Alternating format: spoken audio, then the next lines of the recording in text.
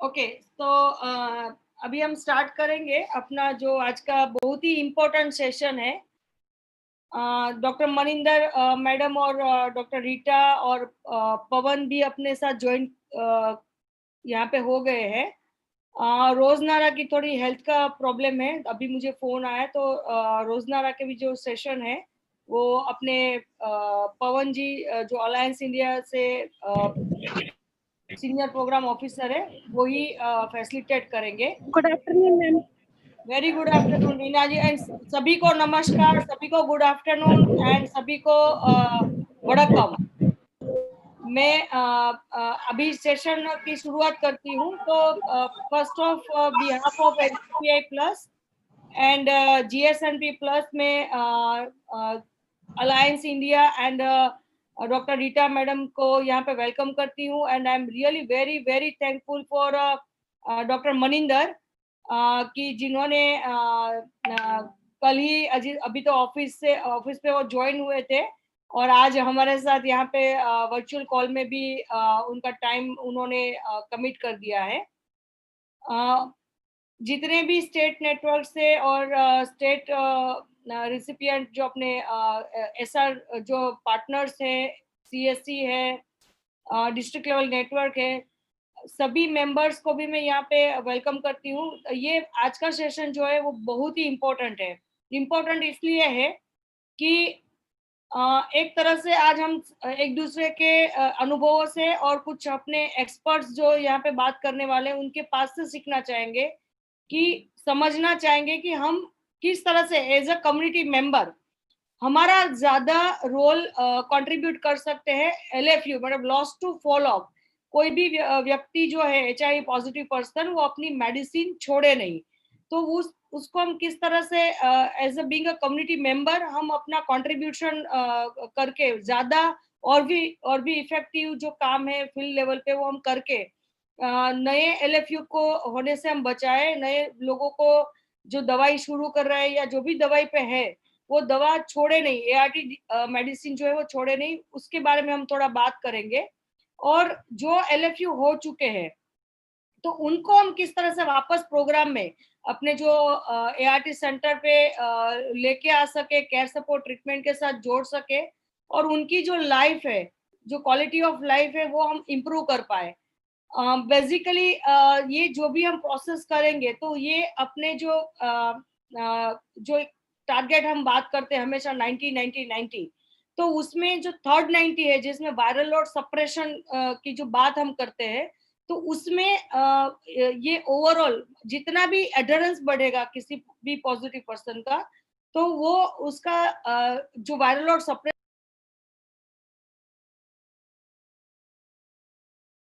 होगा और after all HIV positive person की लाइफ में और भी हम लोग हेल्पफुल हो पाएंगे।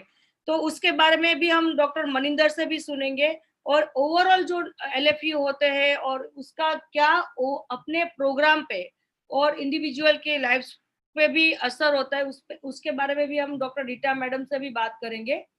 तो मैं शुरुआत करती हूँ पहले doctor Maninder madam, please over to you now. I am requesting to doctor Maninder to please give your opening remarks to all community member and our field team, frontline team who are our shoulder and our hand and legs for to reach our community member. Doctor Maninder madam please आप थोड़ा अपना video on कीजिएगा। Thank you Daksha बहन, thank you Daksha बहन। और आज जितने भी लोग प्रेजेंट हैं सभी का स्वागत है इस बहुत ही इम्पोर्टेंट टॉपिक पे। और नाको की तरफ से मैं थैंक यू बोलना चाहती हूँ दीदी जी, सर डॉक्टर नरेश गोयल और डॉक्टर चिन्मय मैडम का, जो इस समय एक दूसरी मीटिंग में है जिसे जेएस सर चेयर कर रहे हैं, नहीं तो वो भी यहाँ पे आपको कुछ वेलकम करते थे। और दक्षा बहन और एनसीपीआई का और अलायंस इंडिया का भी थैंक यू, जो आप सब मिलता है एक प्रश्न उत्तर या कोई डाउट पूछ के क्लियर करने का। तो आज का जो टॉपिक है वो बहुत ही इम्पोर्टेंट इसीलिए है, जैसे दक्षा बहन ने कहा कि अगर एक पेशेंट को जब हम नई दवाई शुरू करते हैं तो लॉस टू फॉलो अप का क्या मतलब रहता है? आई आई होप हिंदी सबके लिए ठीक है कि मिक्स, इंग्लिश हिंदी मिक्स करो दक्ष में? दक्षा? हिंदी इंग्लिश मिक्स होगा तो बेहतर होगा, क्योंकि मैडम कई ठीक है, लोग थोड़े साउथ से भी है। हाँ ठीक है, ठीक हाँ। है। सो तो वही हम कह रहे हैं कि एक पेशेंट जो पॉजिटिव होके आता है, आजकल क्या है कि हम लोग रैपिड इनिशिएशन की बात करते हैं कि भाई जितनी जल्दी अगर एआरटी शुरू होगी तो पेशेंट का फायदा है। उस उस इनिशिएटिव का ये है कि उसमें वायरल लोड बढ़ने नहीं पाता। बट दूसरी तरह से ये होता है कि एक बहुत इंपॉर्टेंट चीज एआरटी शुरू करने से पहले जो देखी गई है वो जरूरत है मेंटली प्रिपेयर्ड होने की, जिसे हमारे एआरटी सेंटर्स प्रिपेयर्डनेस काउंसलिंग कहते हैं। तो आज आप जब चर्चा करेंगे तो आप देखेंगे कि नए पेशेंट 3 महीने के अंदर अंदर ज्यादा चांसेस रहते हैं, अगर साइड इफेक्ट हो गया, डिस्क्लोजर रिलेटेड उनको डर लगा कि कोई मुझे पहचान लेगा, या डिस्टेंस दूर लगा उन्हें, तो नए पेशेंट्स के ये 2-3 कारण होते हैं। और जो पहले बहुत दिन से हैं एलएफयू और ऑन एआरटी, उनका एलएफयू कभी-कभी क्या होता है कि शुरुआत में अच्छे से रहते हैं, दवाई खाते हैं, फिर धीरे-धीरे उन्हें लगता है कि शायद हम ठीक हो गए, शायद दवाइयों की ज़रूरत नहीं है, आने-जाने में मेरा पैसा खर्च हो रहा है, मैं तो ठीक हूँ, काम पे जाना ज़्यादा ज़रूरी है, मुझे छुट्टी नहीं मिलेगी। तो बहुत सारे अलग-अलग कारण होते हैं। जो ओल्ड पेशेंट्स जो हैं कई साल से ले रहे हैं और फिर सडनली वो एलएफयू हो जाते हैं। तो इन दोनों ही जो तरह के एलएफयू का प्रोग्राम के ऊपर जो क्या असर पड़ता है कि हम दवाइयाँ शुरू करते हैं, हम दिखाते हैं कि हमारे प्रोग्राम में इतने, हमारे देश में इतने लोग अपना एचआईवी स्टेटस जान रहे हैं, they know their HIV status and these are the people हम we are putting on ART. But when they become LFU that number हमारा डिक्रीज हो जाता है। तो एज अ कंट्री, एक देश के जैसे, हमें जब ग्लोबल हम रिपोर्टिंग करते हैं या बताते हैं तो हम एलएफयू का नंबर निकाल के बताएंगे, क्योंकि वो हमें उनकी कोई जानकारी नहीं रहती है। तो एक तो सेकंड जो 90 बोलते हैं वो भी उसमें एलएफयू निकल जाता है। थर्ड 90 जो कि हमारा कंप्लीट सभी का, चाहे हम कम्युनिटी है, नैको है, सैक्स है, अलायंस है, सभी का ये गोल है कि हमारे हर भी एचआईवी जो दवा ले रहा है उसका वायरल लोड ज्यादा से ज्यादा सप्रेस हो जाए और उसकी क्वालिटी ऑफ लाइफ इंप्रूव हो जाए। तो जब वो पेशेंट दवा छोड़ देता है किसी भी कारण से, तो उसके अंदर वायरल लोड रिबाउंड बढ़ेगा। तो इसका प्रोग्राम पे क्या असर पड़ता है कि उनका, एक तो जब वायरल लोड ज्यादा हो जाएगा तो ट्रांसमिशन का रिस्क ज्यादा हो सकता है, कम्युनिटी में फैलने के रिस्क ज्यादा हैं, उनकी उनके उनके अंदर जो opportunistic infections they will increase क्योंकि उनकी इम्यूनिटी लो हो जाएगी। सो प्रोग्रामेटिकली हमारे पास जो है उनको ट्रीटमेंट, ओआईज का ट्रीटमेंट और जो दूसरी सिकनेसेस का ट्रीटमेंट, तो ये हेल्थ सिस्टम के ऊपर भी बर्डन पड़ेगा। और जो हमारे कम्युनिटी मेंबर्स हैं उनकी अपनी तबीयत बार बार खराब होने लगेगी, क्योंकि वो एलएफयू हो गए, दवाई नहीं ले रहे, छोड़ दिया है दवाई लेना। तो जिससे कि हमारा थर्ड 90 जो इसको हम कहते हैं कि जिन viral load suppression, that mean जिनको भी हमने दवाई शुरू की उसमें 90% का वायरल लोड सप्रेस होना, तो इसके ऊपर भी बहुत सारा फर्क पड़ता है। तो ये एलएफयू, अब हम ये भी सोचेंगे कि एज अ कम्युनिटी मेंबर अगर मैं पीएलएचआईवी हूँ और किसी ने दवाई लेनी छोड़ दी किसी भी कारण से, तो मैं क्या उसमें कुछ मदद कर सकती हूँ या सकता हूँ कि नहीं? तो कम्युनिटी का रोल जो एलएफयू में आता है बहुत ही हम इसे इम्पोर्टेंट मानते हैं, क्योंकि हमें पता है कि अभी भी बहुत सारा स्टिग्मा जुड़ा है, डिस्क्रिमिनेशन कई कई कई जगह पे होती है। और कम्युनिटी के जो लोग खुद दवाई ले रहे हैं वो एक ऐसे सक्षम हो जाते हैं जिंदगी में, वो अपने ऊपर या एक आत्मविश्वास आता है, एक कॉन्फिडेंस उनको आता है कि हम दवाई लेने से अच्छे हैं, तो हम ये मैसेज दूसरे जो हमारी कम्युनिटी है उस तक पहुंचाएं। मेरे बोलने में कि आप दवा खाइए और आपके बोलने में कि दवा आपको अच्छा रखेगी, आप एक पीयर रोल मॉडल हैं बाकी लोगों के लिए। और हमें सभी को पता है कि अगर एलएफयू हो जाते हैं, सिस्टम से दूर हो जाते हैं, तो हमारा हमारी मानसिक परिस्थिति भी उतनी अच्छी नहीं रहती, बार बार बीमार पड़ने से फाइनेंशियल परिस्थिति भी, financially also we get affected, and अब वी ऑल्सो आइसोलेट। जब हम दवाई छोड़ते हैं तो एक टेंडेंसी रहती है अपने आप को आइसोलेट कर लेने की, कि नहीं मुझे नहीं खानी है, मुझे आपसे बात नहीं करनी है, वो किसी भी स्टाफ से जल्दी बात नहीं करना चाहेंगे, खुद को अकेला। तो यहाँ पे कम्युनिटी का बहुत बड़ा रोल आता है, और कम्युनिटी को हेल्प कर सकती है थ्रू सपोर्ट ग्रुप्स। 1-to-1 में हेल्प करना, अगर आपके साथ कोई बहुत ही अच्छी जान पहचान है, आपका पर कॉन्फिडेंस है, तो 1-to-1, नहीं तो एक सपोर्ट ग्रुप सिस्टम आप बना सकते हैं, जिसमें कि अगर आपको पता चलता है किसी ने छोड़ा है, तो उसकी, हम आजकल फोन्स हैं, टेक्स्ट हैं, काउंसलिंग होती है, पीयर काउंसलिंग जिसे हम कहते हैं, और पीयर मोटिवेशन। ये 2 चीजें हैं जो कि हम उन्हें जज ना करें। सबसे वो होता है कि प्रॉब्लम ये, अगर सपोज मैं दवाई ले रही थी, मैंने छोड़ दी, और मुझे पता भी है कि मैंने दवाई छोड़ दी, अब मुझे गिल्टी फीलिंग भी हो रहा है, और आगे से कोई मुझे जज करे कि तुम गलत कर रहे हो, सही कर रहे हो, तो एक रेजिस्टेंस सी पैदा होती है। तो मानसिक उसकी परिस्थिति, if you understand the psychology of a person who has become lost to follow up, we should try to find out the reasons and not judge the person. अगर हम उनको समझ के उनके साथ उनको मोटिवेट करेंगे, धीरे धीरे काउंसलिंग करेंगे, तो चांसेस ज्यादा हैं कि they will come back to the treatment.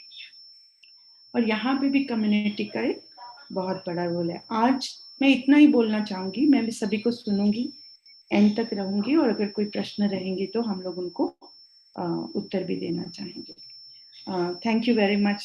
Daksha बहन, आप, ओवर टू यू दक्षा बहन। Thank you. Thank you so much doctor Maninder. और कि ऑफ कोर्स मतलब हम ड्यूरिंग सेशन भी जितने जितने क्वेश्चन आएंगे we will definitely answer to our front line team member.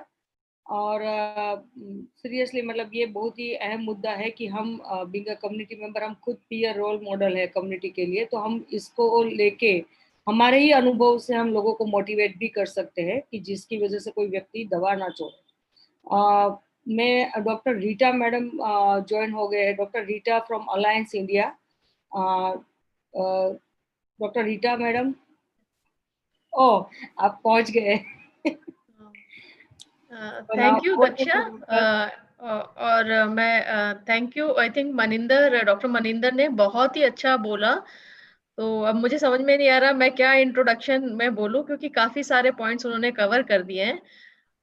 मगर आप सभी मेरे ख्याल से ये, क्योंकि दक्षा ये सारे जो हमारे पास है क्रॉस इंडिया से आए हुए हैं, खाली गुजरात से नहीं है।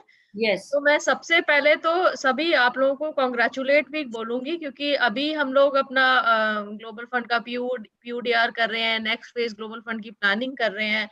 तो हम लोगों ने बहुत सारी अपनी लर्निंग्स को अभी देखा। तो सबसे एक हमारा जो एक बहुत बड़ा अचीवमेंट ये भी है कि हम लोगों ने जो हम एक नेशनल लेवल पे सीएसटी प्रोग्राम को कॉम्प्लीमेंट करते हैं, और एक जो नाको का एक अहम हिस्सा है। तो जब हम नाको का अहम हिस्सा है तो उसकी जो जितनी भी रिस्पॉन्सिबिलिटीज हैं और जितने भी अचीवमेंट है वो हम दोनों को ही उसको स्वीकार करना पड़ेगा। उसमें एक हमारी जो खास अचीवमेंट हमने अभी आप लोगों के साथ शेयर की है, नाको के साथ भी शेयर की है, वो ये है कि हम लोगों ने रिटेंशन पे बहुत अच्छा काम किया है। रिटेंशन मतलब हर एक जो PLHIV जिसको हम डायग्नोस करते हैं, डायग्नोस करके बाद जल्दी से जल्दी उसको ART से जोड़ते हैं, क्योंकि अभी टेस्ट एंड ट्रीट पॉलिसी है। तो उसको देखना है कि वो पूरा का पूरा ART, क्योंकि एक लाइफ लॉन्ग ट्रीटमेंट है, उसके साथ जुड़ा हुआ है कि नहीं। तो हम लोग अभी 1 साल तक का 12 मंथ का रिटेंशन लेते हैं। तो हमने ये देखा है कि जो पहले जब हम लोगों ने प्रोग्राम शुरू किया था, उसका जो हमारे पास जो 2017 का बेसलाइन था, तो वो रिटेंशन 72% होता है। तो अभी वो धीरे धीरे बढ़ के हम लोगों ने लास्ट ईयर तक 75% अचीव किया था एनुअल रिटेंशन, कि हम लोग 75% लोगों को 12 महीने तक जोड़ के रखा हुआ है ट्रीटमेंट के साथ। कोविड के कारण थोड़ा सा उसमें गिरावट हुआ है, और इस साल हमने देखा भी 74% है, 1% गिरावट हो गई है। तो क्योंकि ये जो हमारा प्रोजेक्ट है आउटरीच बेस्ड प्रोजेक्ट है, तो उसके जो सबसे अहम किरदार है, अगर कोई एक मूवी का अहम किरदार होता है ना, तो उसके ये पिक्चर अगर बनाएंगे तो उसका जो अहम किरदार होगा तो उसके सारे के सारे हीरो हीरोइंस तो आउटरीच वर्कर ही होंगे। तो इसके जो आप लोग इसके जो हीरो हीरोइंस है तो मैं उन सभी को ये धन्यवाद करूंगी कि आप लोगों के हार्ड वर्क की वजह से हम लोग ये अचीवमेंट दिखा पाते हैं। और दूसरा एक ये है कि हम लोग का एक आप और भी जानते होंगे कि लेस देन 80% नाको के एमपीआर में वो हमेशा एक एडहेरेंस देखते हैं, है ना। एडहेरेंस मतलब कि वो हर महीने में वो कितनी मतलब 85% मेडिसिन लेता है डेली या नहीं। तो वो भी जरूरी है क्योंकि अगर जैसे डॉक्टर मनिंदर ने भी कहा कि अगर आप लगातार हर महीने आप मेडिसिन बिना उसको छोड़े हुए नाका किए हुए लगातार ले रहे हैं और पूरे सालों सालों साल ले रहे हैं तो आपका वायरल लोड नहीं बढ़ता और वायरल सप्रेशन जो हम कहते हैं कि हजार के जो पर एमएल में उसकी 1000 कॉपी से कम होनी चाहिए, वो अचीव होने से क्या वायरल सप्रेशन कहा जाता है। तो वायरल सप्रेशन अचीव करने में हम लोग सक्षम रहते हैं। तो जो लेस देन 80% का एडहेरेंस पहले जो हम लोगों ने दिसंबर 2017 का बेसलाइन लिया था तो खाली 61% था, 61%। अभी वो धीरे धीरे धीरे बढ़ के एडहेरेंस का हम जब आंकड़ा देखते हैं तो वो हो गया है 81%। तो कहीं ना कहीं आप लोगों को मैं ये कह रही हूँ कि आंकड़ा इसलिए बता रही हूँ कि आपको इससे क्या आंकड़े जब बढ़ते हैं तो आदमी को लगता है कि अंदर से कि हाँ हम जो काम कर रहे हैं वो नेशनल प्रोग्राम में कहीं ना कहीं बड़े पिक्चर में दिखता है। तो जो एक आउटरीच वर्कर कहीं एक सीएससी में बैठा होगा सोचता होगा कि मैं जो कंट्रीब्यूट करता हूँ वो कहीं ना कहीं क्या कहीं दिखता है। तो हर चीजें आंकड़ों में भी दिखती है मगर कहीं ना कहीं आपको व्यक्तिगत रूप में जो आप अपना काम करते होंगे वो एक पेशेंट के क्वालिटी ऑफ लाइफ चेंज होते हुए भी दिखती होगी। तो इन अचीवमेंट के साथ मैं कहना चाहूंगी कि आपको पता है जैसे हमारे प्रोजेक्ट का जो गोल स्टेटमेंट है हम क्वालिटी ऑफ लाइफ की बात करते हैं। तो क्वालिटी ऑफ लाइफ और एलएफयू में क्या क्या क्या जुड़ाव है। डॉक्टर मनिंदर ने भी बोला कि क्वालिटी ऑफ लाइफ अगर आप उससे बात कर रहे थे तो दोनों ही बहुत इंपॉर्टेंट है कि वो लॉस टू फॉलो अप ना हो, मतलब वो एआरटी प्रोग्राम से भी जुड़ा हो और अगर वो दवाई लेके भी जा रहा है तो उसको कम से कम देखना है कि हर दिन वो एक फिक्स टाइम पे दवाई ले रहा है और लगातार ले रहा हुआ है, ना उसको बिना रोके हुए। तो ये दोनों चीजें हमारे लिए इम्पोर्टेंट है। तो देखिए बहुत सारी चीजें हम लोग बहुत बातें करते हैं मगर आउटरीच वर्कर पे ये इम्पोर्टेंट है कि आपके पास जितने भी क्लाइंट्स हैं आपको पता होना चाहिए कि उन क्लाइंट्स में आपका वो कौन से क्लाइंट ऐसे हैं जो जिनको आपको ज्यादा फोकस होके देखने की जरूरत है, जिनको आपको ज्यादा सपोर्ट की जरूरत है। तो वो एक बहुत इंपॉर्टेंट है क्योंकि हमारा आउटरीच बेस्ड प्रोग्राम है। तो जो आपको प्लानिंग और प्रायोरिटाइजेशन करने में अगर आप सक्षम हो तो आप बहुत ज्यादा फोकस होके एलएफयू पे काम कर सकते हैं। तो अगर आपको पता है कि हमने जैसे इस फेस में एक बात पे जोर दिया था कि हम लोग खाली जब एलएफयू की लाइन लिस्ट मिलती है तब हम उसको ट्रैक करने के बजाय उन उन जो वल्नरेबल ग्रुप है जिनके चांसेस होंगे एलएफयू होने के उन पे फोकस करें। तो वो कौन है वल्नरेबल ग्रुप? हमें पता है कि जो नए पेशेंट इनिशिएट होते हैं तो उनको प्रिपेयर्डनेस काउंसलिंग होती है एआरटी सेंटर्स पे। उनको एक एक तरह से शुरू के में एक मेंटली प्रिपेयर्ड नहीं होता, साइकोलॉजिकल एक झटका भी लगता है कि ये एचआईवी बीमारी हो गई, क्या होगा, फाइनेंशियल इश्यूज, बहुत सारी चीजें होती हैं। तो इन क्लाइंट्स पे जो बिल्कुल नए शुरू होते हैं उनको अगर हम लोग अच्छे से फोकस करें, अभी आपने देखा होगा नए फेस में हम कि हम उनको 3 बार हम लोग सर्विस प्रोवाइड करते हैं और फिर चौथे महीने में तक अगर हम रिटेन कर पाते हैं तो हम उसको सक्सेसफुल रिटेंशन दिखाते हैं। तो उसको और ये बहुत सारी इंटरनेशनल स्टडीज भी है कि अगर आप शुरू में क्लाइंट को 6 महीने तक जोड़ के रख सकते हैं अगर प्रोग्राम्स के आरटी ट्रीटमेंट पे तो उनका रिटेंशन लॉन्ग टाइम अच्छा होता है। तो शुरू के जो महीने होते हैं उसमें फोकस करना बहुत जरूरी है। तो उनको उस समय सबसे ज्यादा आपकी जरूरत है। तो आप उसको प्रिपेयर्डनेस काउंसलिंग कहिए, चाहे आपको साइको सोशल सपोर्ट कहिए, चाहे आप ये देखिए कि हर एक क्लाइंट्स की जरूरत अलग होती है। अगर वो सिंगल विमेन है तो हो सकता है कि उसको फाइनेंशियल सपोर्ट की जरूरत हो, तो उसको क्या हम सोशल प्रोटेक्शन स्कीम के साथ जोड़ सकते हैं। अगर वो बच्चा है तो बच्चे बच्चे की जरूरत अलग है, एडोलेसेंट है तो उसकी नीड्स अलग होती है। की पॉपुलेशन है, आईडीयू है आईडीओ में हमें पता है कि रिटेन करना रखना बहुत मुश्किल है, तो उसकी नीड्स अलग होती हैं। तो हमको हर चीज लोगों को जरूरत के अनुसार, क्योंकि हमारा जो इंटायर हम लोगों का जो फोकस रहा है डिफरेंशिएटेड केयर की हम बात करते हैं, तो हर एक क्लाइंट को क्या स्पेशल नीड होगी, तो इसीलिए हम लोग कहते हैं कि जब आप आउटरीच प्लानिंग करते हैं तो उन पे फोकस करिए और क्या पैकेज सर्विस की जरूरत हो सकती है उस पे ध्यान देके अगर आप उसको काउंसलिंग करेंगे तो हमें अच्छा इफेक्ट मिलेगा। तो तो जो मैं इस बात को कह रही हूँ कि आप लोग प्रायोरिटाइज करें। प्रायोरिटी में हमारा न्यूली इनिशिएटेड आता है, वो क्लाइंट्स जिनका अडरेंस रेट पुअर है। जैसे आपको एक लिस्ट मिलती है एआरटी सेंटर में, आपको पता है एआरटी सेंटर में वो डेटा कर लेते हैं कि 80% से उसका अडरेंस कम है। तो हम लोग की तरफ से कोशिश होना चाहिए कि जो हमारे साथ रजिस्टर्ड क्लाइंट्स है, हमारे साथ जुड़ा हुआ है, उन सबका एटलीस्ट अडरेंस 100% हो और उसको हम लोग जोड़ के रखे आरटी सेंटर से। अगर हम यही अपने दिमाग में ये करके रखें कि हर क्लाइंट जो मेरा है वो 100% अडरेंस पे रहे और वो लंबे समय तक एआरटी सेंटर के साथ जुड़ा रहे और उसको अगर कुछ भी समस्या होती है तो सबसे पहले वो मुझे मुझे रीच करे। तो इतना सा अगर हम लोग इस पे फोकस करके करें तो हम मुझे लगता है कि हमारा काम आसान हो जाएगा। और आपको पता है कि अगर मान लीजिए आपके पास 200-250 क्लाइंट है तो हो सकता है कि उसमें से 100-150 ऐसे होंगे जो ऑलरेडी रेगुलर ट्रीटमेंट पे है, जिनको हम कहते हैं स्टेबल क्लाइंट है, मगर कुछ क्लाइंट्स ऐसे होंगे जिसको आपको ज्यादा फोकस की जरूरत होती है। तो अब ज्यादा फोकस वाले में हमने पहले ही डिस्कशन करा है कि बहुत सारे चीजें फैक्टर हो सकती है एलएफयू बनने के, है ना। हमने कोविड के समय में किया, पहले भी किया कि क्या फैक्टर अफेक्ट करते हैं।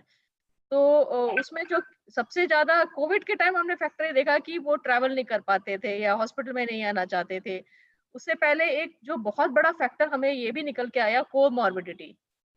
कोमॉर्बिडिटी एक हमारे लिए बहुत फैक्टर इम्पोर्टेंट फैक्टर है। तो इसलिए हम लोग थोड़ा सा उसके ऊपर भी चर्चा करेंगे कि जो पेशेंट कोमॉर्बिडिटी है या बहुत लेट डायग्नोसिस होता है अगर जिस किसी का एचआईवी, और लेट डायग्नोसिस से क्या सीडी4 काउंट लेस होगा, हो सकता है कि उसको कोई और भी इलनेस हो या आजकल जो हम कहते हैं कि वो एडवांस डिजीज की तरफ बढ़ रहा हो, तो उनको हमें काउंसलिंग करना, सपोर्ट करना थोड़ा होता है, मुश्किल होता है। तो आपको ये ध्यान में देखना होगा कि आप जब भी क्लाइंट को देखते हैं तो आप उसका थोड़ा-सा आप हिस्ट्री भी देखिए। हम लोग हिस्ट्री लेते हैं, क्लाइंट रजिस्ट्रेशन फॉर्म में होता है, उसको हम लोग ज़रूरी नहीं है कि हम बहुत ज़्यादा एक टिपिकल वो उस तरह के टिक, टिक, टिक, टिक करके भर दें। तो आप जब क्लाइंट रजिस्ट्रेशन फॉर्म रजिस्टर करते हैं तो आप वो एक समय होता है जब आप फ़ोकस कर सकते हो कि इस क्लाइंट की वल्नरेबिलिटी क्या है, इसकी क्या वीकनेस है, इसको मुझे क्या सपोर्ट देना है।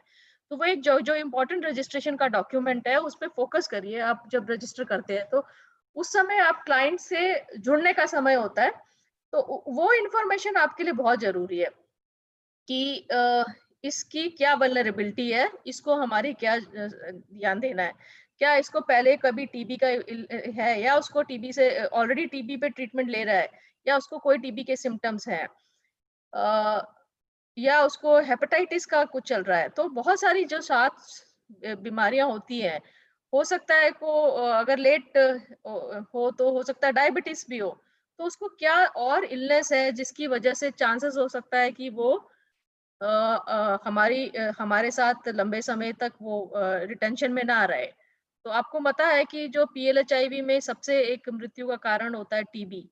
तो टीबी की वजह से जो हमारा हमने देखा है कि एक डेथ भी एक मेजर रीजन होता है कि हम लोग उसको लंबे समय तक रिटेन नहीं कर पाते।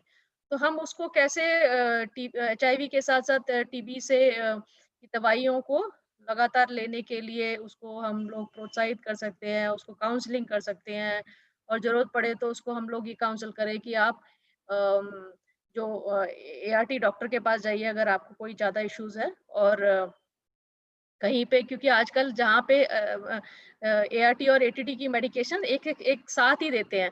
तो कोई साइड इफेक्ट है तो उसको आप एआरटी मेडिकल ऑफिसर से सलाह लेने के लिए आप उसको कहिए, क्योंकि कई बार क्या होता है कि वो नजरअंदाज कर देते हैं छोटी-छोटी चीज़ों को और जब आते हैं हॉस्पिटल में तो काफ़ी देर हो चुकी है। तो उसको और टीबी की ट्रीटमेंट कंप्लीट करने के लिए हम उसको हमेशा एक प्रोत्साहन दे, क्योंकि ये जब एक साथ आप 2-3 बीमारियों के लिए दवाई लेते हैं तो वो अपने आप में एक थोड़ा-सा पिल बर्डन काफ़ी हो जा सकता है, तो हो सकता है साइड इफेक्ट ज़्यादा हो। तो उस इन इन ऐसे जो हमारे क्लाइंट्स होते हैं उनको बहुत ज़्यादा प्रोत्साहन की ज़रूरत होती है। तो ये बात तो मैंने एक टीबी एचआईवी की सोचा कि आप लोगों से शेयर करूँ, बहुत क्योंकि नेक्स्ट फेज़ में जाने के लिए हमारा काफ़ी ज़्यादा इस पे फ़ोकस रहेगा। और जो फैक्टर्स है, जैसे की पॉपुलेशन है, अगर ट्रांसजेंडर है, आईडीयू कम्युनिटी का है, तो उसकी ज़रूरतें क्या हैं? उसको हो सकता है कि वो टाइमिंग एआरटी की लेने उसको उसके अनुसार ना हो। तो हम लोगों ने भी बहुत जगह हम लोग ये कहते हैं कि सीएससी बेस्ड हम लोगों ने एआरटी रिफिलिंग की बात की है, नाको ने काफ़ी सपोर्ट भी किया है इसमें। तो फ्लेक्सिबल टाइमिंग की हम बात कर रहे हैं, तो क्या हम उसको वो फ्लेक्सिबल टाइमिंग दे सकते हैं? उसकी और भी नीड्स होती है की पॉपुलेशन की, तो उसको उस नीड्स के लिए हम लोग क्या टीआई से जोड़ सकते हैं। हम लोग एक्चुअली मंथली जो काफ़ी जगहों पे डैपको एक कंबाइंड मीटिंग लेते हैं, तो उसमें हम लोग वो कंबाइंड मीटिंग अटेंड कर सकते हैं, जहाँ की पॉपुलेशंस का आंकड़ा शेयर होता है, या उसको उसको हम लोग कैसे, अगर उसके इश्यूज़ हैं, तो उसके इश्यूज़ को सॉल्व करने के लिए टीआई के साथ जुड़ के काम करें। ये बहुत सारी चीज़ें हैं, मेरे ख़्याल से बहुत हमारे पास अच्छे उदाहरण फ़ील्ड से भी हैं, जहाँ आउटरीच वर्कर ने बहुत अच्छा काम किया है। और आप दो और एक इम्पोर्टेंट चीज़ है कि लर्निंग जो है, एक से दूसरे आउटरीच वर्कर को भी होनी चाहिए। कई बार ये जो हम लोग वीकली मीटिंग करते हैं, मंथली मीटिंग है, तो हो सकता है कि आप लोग अगर आपस में बात करेंगे, जैसे बहुत अच्छी चीज़ डॉक्टर मनिंदर ने बोला कि एडहेरेंस ग्रुप सपोर्ट, जो पेशेंट ग्रुप हम बनाए, पेशेंट ग्रुप जिसमें उनको अगर बडी सिस्टम की हम बात करते हैं, पेशेंट्स ग्रुप में अगर हम लोग ऐसे उनको जोड़ के रखें कि किसी को मान लीजिए गैस्ट्राइटिस है या कोई भूल जाता है, तो कैसे अच्छे-अच्छे एग्जांपल्स फील्ड से हम उनको शेयर कर सकें, वो ताकि वो अपनी मेडिसिन टाइम पे लें। तो ये व्हाट्सएप के द्वारा भी हो सकती है, ये डायरेक्ट हम लोग सपोर्ट ग्रुप मीटिंग की बात करते थे, उससे भी हो सकती है, बट कॉन्फिडेंशियलिटी को हमेशा हमें मेंटेन करनी है।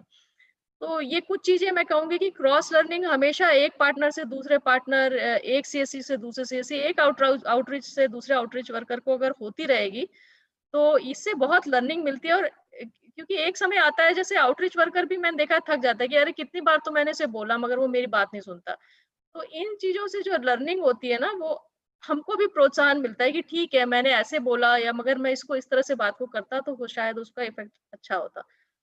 तो जो भी इस तरह की प्रोजेक्ट होते हैं जिसमें आपको बहुत ज़्यादा पेशेंट इंटरेक्शन, क्लाइंट इंटरेक्शन करना होता है, इंटरपर्सनल, उसमें इंटरपर्सनल कम्युनिकेशन का एक बहुत की रोल होता है।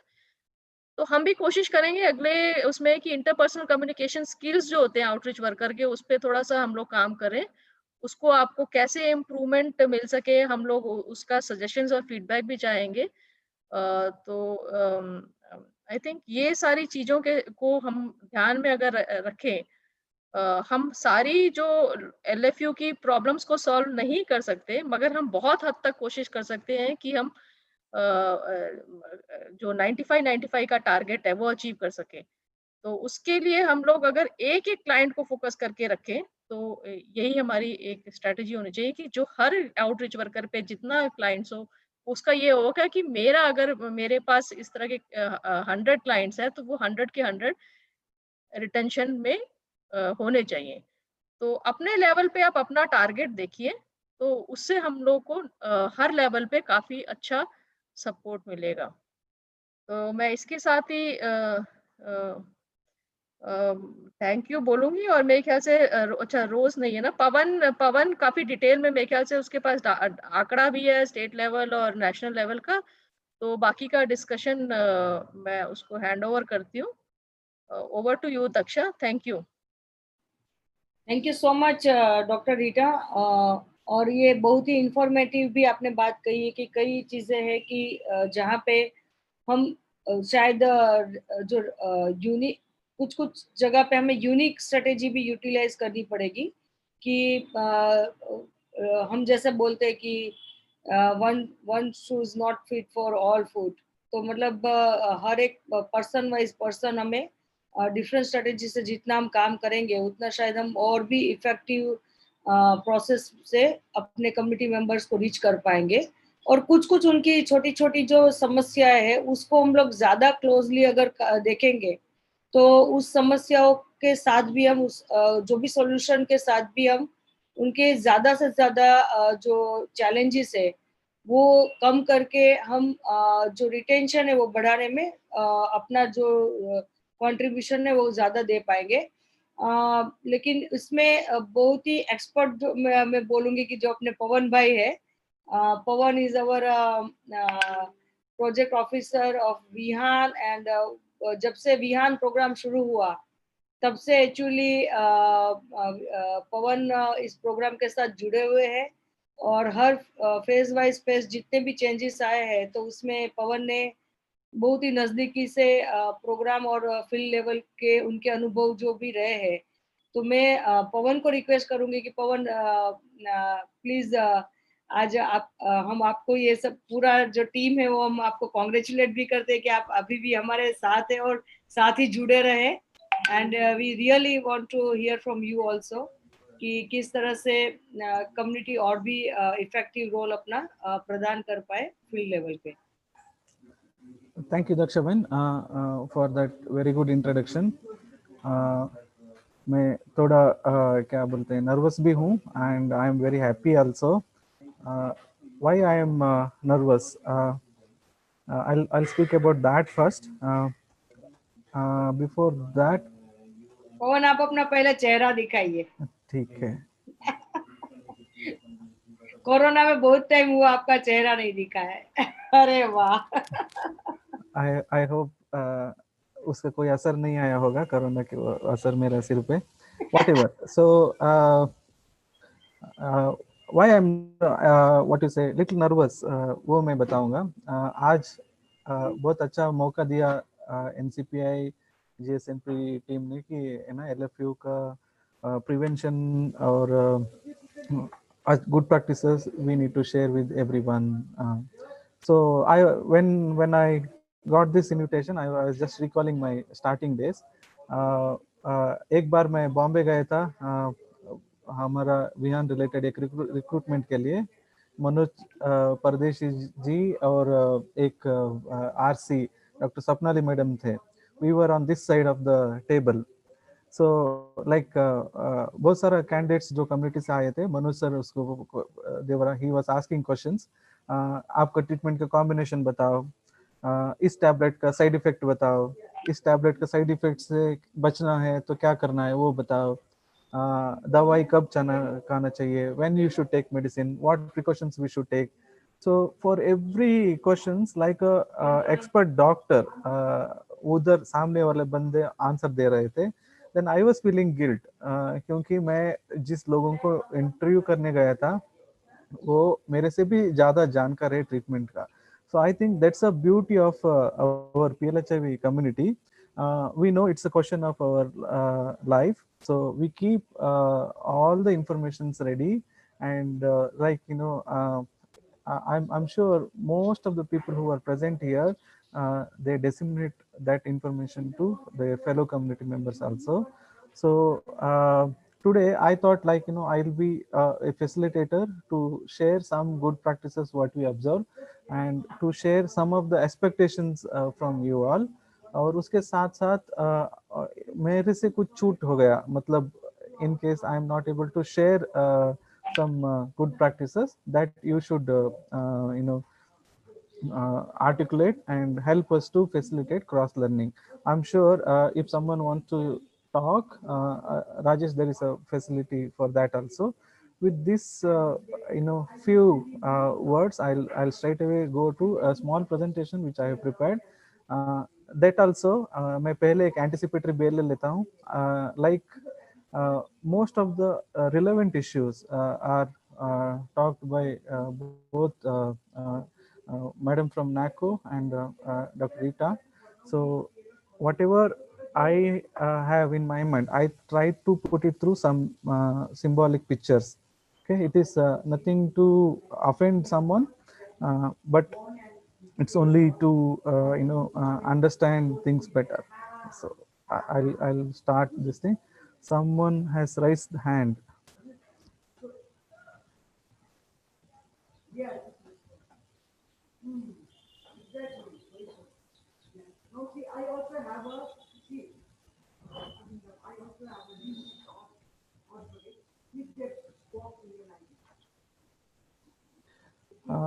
Dakshaben, give me thumbs up if you can see my screen. Yes. Yes, Pawan, we can see. Okay, so thank you so much. So, role of community in prevention of new LFU cases. That only I will speak more from whatever little experience we have. So anything I'm missing out, I request everyone to add that. So वो prevention of LFU क्यों है? Like many of you know sustainable development goal जो UN हर साल हर एक period में they set a development goals, and each member countries they sign the development goal. And if you see goal number 3, good health and well-being, that is one of the goal. Under 3.3 by 2030 we should end epidemics of AIDS. This is one of the prominent SDG goal. So to do that, we have to achieve the set targets. Now it has become 95, 95, 95. So I will not go into details, but whatever work we are doing at the field level as an outreach worker or a community member or a DLN board member, everything counts in saving one life as well as achieving this goal. So whatever we do, that work has an impact. So how best we can do, let us discuss on that. So I don't need to tell all these things to you, but like let's sit and think back what all happened in our life. So now for any PLHIV diagnosed with HIV, that is going to be a big day. So someone कोई आके आपके हाथ में report देते हैं कि आप HIV positive हैं, आपका ब्लड रिपोर्ट में HIV पॉजिटिव निकला है. So like whenever I interact with the clients, the first question that comes to their mind, मेरे पास कितना दिन है, how long I am going to live. I'm sure many of the community leaders now currently living with HIV for more than 20 years, 25, 27, 28 years. But all of you definitely would have remembered the first counselor you met, the first community person whom you supported.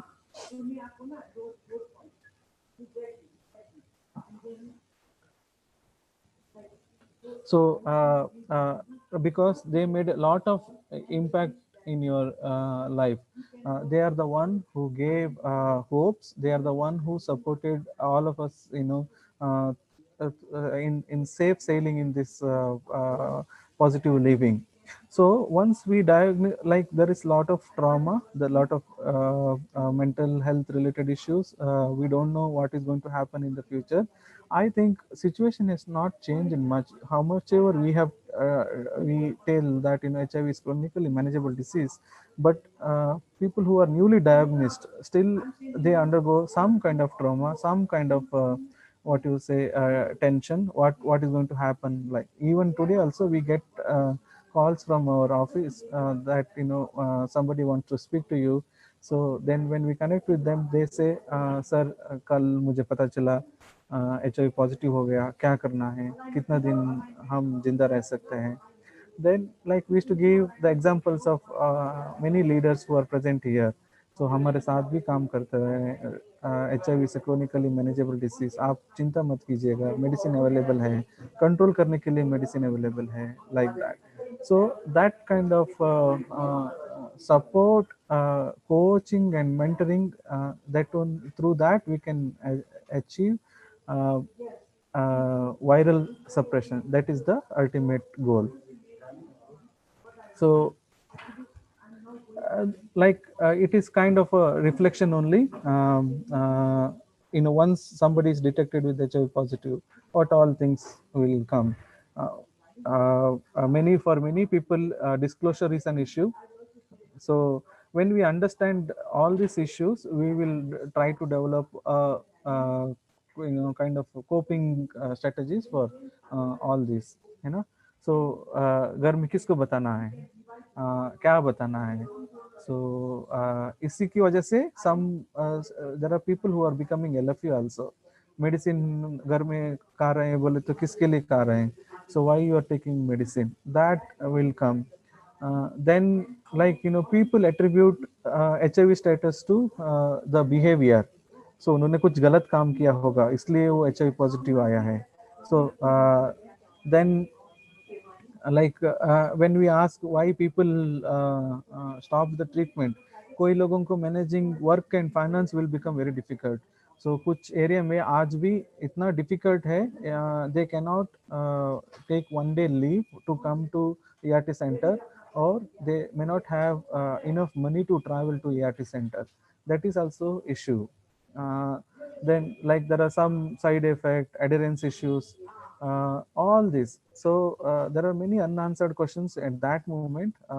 I think as a community champions, as a community leaders, as a people who are working for community, so we have a vital role in addressing all these issues in a very positive way, so that the person feels comfortable, the person feel supported, और उनका खुद का एक personal goal setup हो जाए treatment के साथ. I need to achieve this, आज मेरा CD4 इतना है, वायरल लोड इतना है, I need to achieve undetectable status by this, and मेरा CD4 इतना बढ़ना है. सो वो सेल्फ गोल सेट करने में एज ए कम्युनिटी हम मदद कर सकते हैं.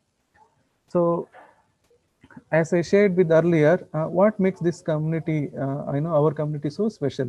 All of us are living with HIV. So in this Zoom call also, over few hundreds people are together, but हमारा 283 at present, to be very precise, हमारा identity कुछ अलग अलग होगा. There are male, there are female, there are youth, there may be some Gujaratis, some Hindi people, some Kannadigas, so there are fair people, there are dark people. From a behavior point of view, there may be person preferred to have sex with men, or like heterosexual men. So wide varieties of people, but all of us are united by one cause, that is support to our community. We have set the treatment goals, taking along with all community members for a complete viral suppression, so that we can achieve U is equal to U. So जो virus मेरे अंदर में है वो मेरे साथ ही खत्म होना है. I should not transmit that to someone else. That goal all of us have. So I think that cause and that passion to support community, that makes us all stand together. So that is how we are special, and that is how we are contributing to the national program also. So I understand leading a community organizations as a leader, it is not an easy task, and there are many frontline workers. अगर हम कहीं और job करने जाते हैं तो इससे अच्छा सैलरी मिलता और इससे अच्छा काम भी होता, बट हम सभी एक कॉज से जुड़े हुए हैं, कितने भी हमें परेशानी हो, कितने भी हमारा टाइम गया हो. सो एक क्लाइंट को मेडिसिन पहुंचाना है, देन हंसा एंड कोहली जैसे हम मीलों दूर पैदल जाएंगे, या बिहार की मेरा ऑटो चौरकर बाई के जैसे मीलों दूर हम साइकिल में सफर करेंगे, and we go and we ensure that the person gets treatment. That makes our community very special, and we should continue to do this in days to come. So I hope whether you are able to see or not, this is a famous quote by Henry Ford. So I think for people like Dakshaben, Manoj sir, Monaji, sub, I think all this process had happened in 2002-3 in the initial days, but whoever is young leaders. So for us, like this should be the guiding principle. We have a cause to come together, and we are staying together as an organization or a community that makes our progress, and working together to achieve universal viral suppression among all PLHIV. That should be our success. So we have a national strategic plan. हमारा जो देश का एक national strategic plan नैको और ministry of health ने बनाया है। सो उसमें अगर हम देखेंगे तो एक तो प्रिवेंट करना है, डिटेक्ट करना है, ट्रीट करना है, रिटेन करना है। हमारा कम्युनिटी के साथ अभी डिटेक्ट हो गया, सो जितने भी डिटेक्ट हुआ है अभी सबको ट्रीटमेंट में लाना है, जितने भी ट्रीटमेंट में आए उन सबको रिटेन करना है। That is the vital task. अभी आपका नैको का एमपीआर देखेंगे, अराउंड 23,000 पीपल जो प्रिपरेटरी स्टेज में है, वो लोग एआरटी सेंटर रेगुलरली आ रहे हैं, बट उनका दवाई स्टार्ट नहीं हुआ। सो एचआईवी कॉन्टेक्स्ट में हम बोलते हैं जितना जल्दी हो उतना अच्छा है। सो उनको स्टार्ट कराना है, जितना लोगों को स्टार्ट किया है उन सबको रिटेन करना है। आई think doctor Maninder madam also, Rita madam, दोनों ने बताया कि स्टार्टिंग कुछ मंथ बहुत ही क्रूशियल होता है ट्रीटमेंट में। सो if we can provide a continued support to everyone for at least 6 months to retain with the treatment, they will sustain treatment for long. So that should be our aim. That is how we can contribute to the progress of our national program. We are doing that already. So if you compare the HIV response across the world, India's response is counted as one of the good HIV response program, where community is the in forefront. हम अपना जो भी programme की expectations है हम नैको के साथ, policy maker के साथ टाइम टू टाइम शेयर करते हैं, and they also see that best kind of support is given to us, whereas we also take that responsibility on our shoulder to support our fellow community members. That should be the mantra, that is the mantra, and we are going to continue that. So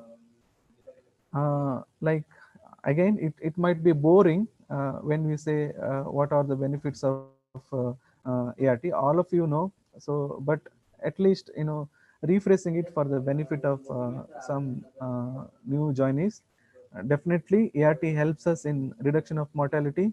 हम दवाई लेने से हमारा जो जीवित काल है उसको बढ़ा सकते हैं. When I was listening to Dr. Rewardie sir, he is one of the best clinician and scientist working in the field of HIV.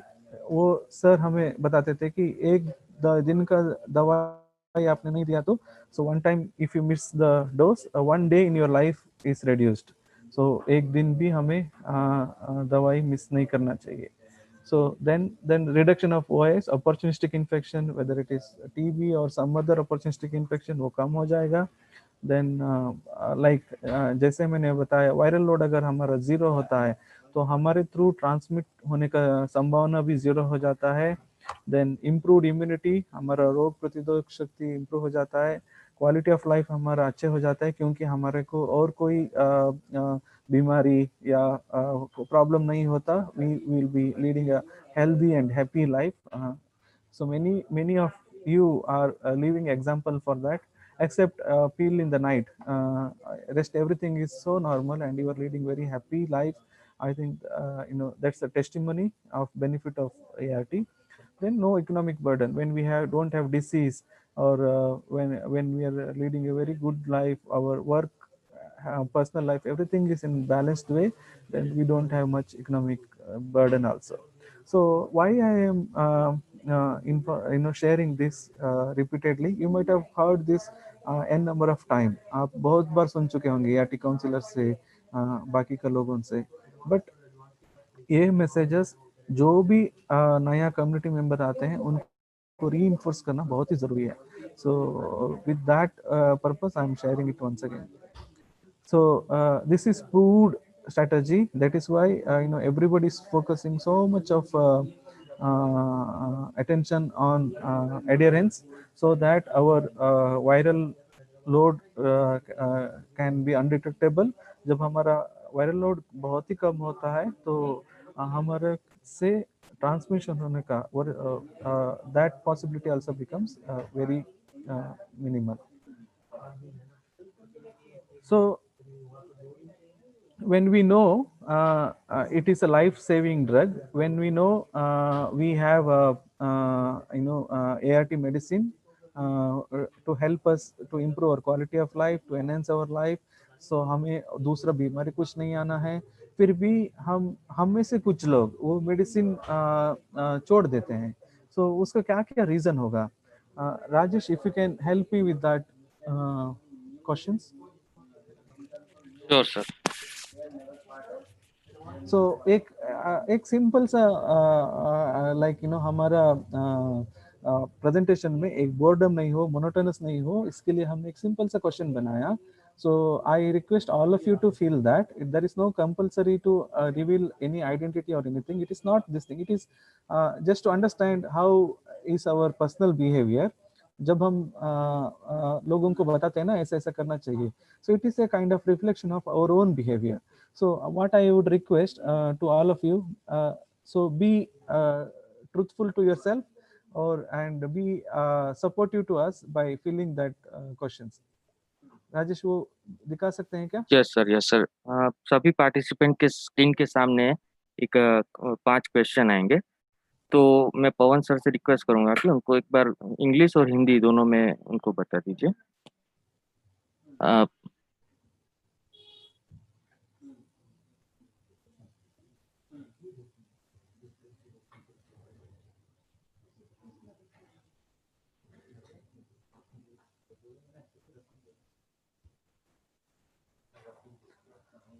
Okay, सो वो ऑप्शन सेलेक्ट करना कैसे राजेश?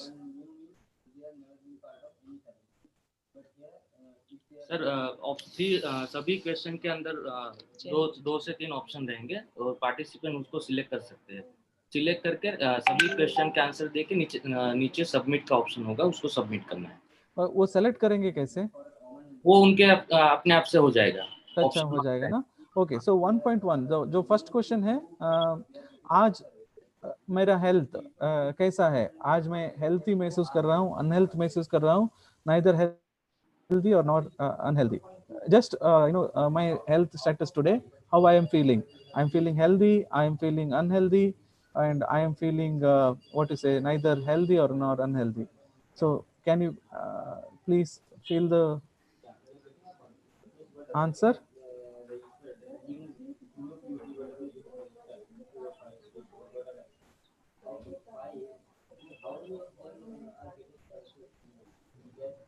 राजेश, हाँ मनोज, क्लिक करना है क्या उसको? नहीं, जो एडमिन है ना हम मनोज, वो लोग को नहीं एक्सेस होगा. जो मतलब हम को होस्ट है उनको एक्सेस नहीं होगा, पार्टिसिपेंट्स को हो जाएगा. ओके ठीक है. सभी पार्टिसिपेंट की स्क्रीन पे आएगा. जो लोग मोबाइल से यूज कर रहे हैं वो एक बार स्क्रीन को स्क्रॉल करिए तो उसमें भी वो दिखेगा.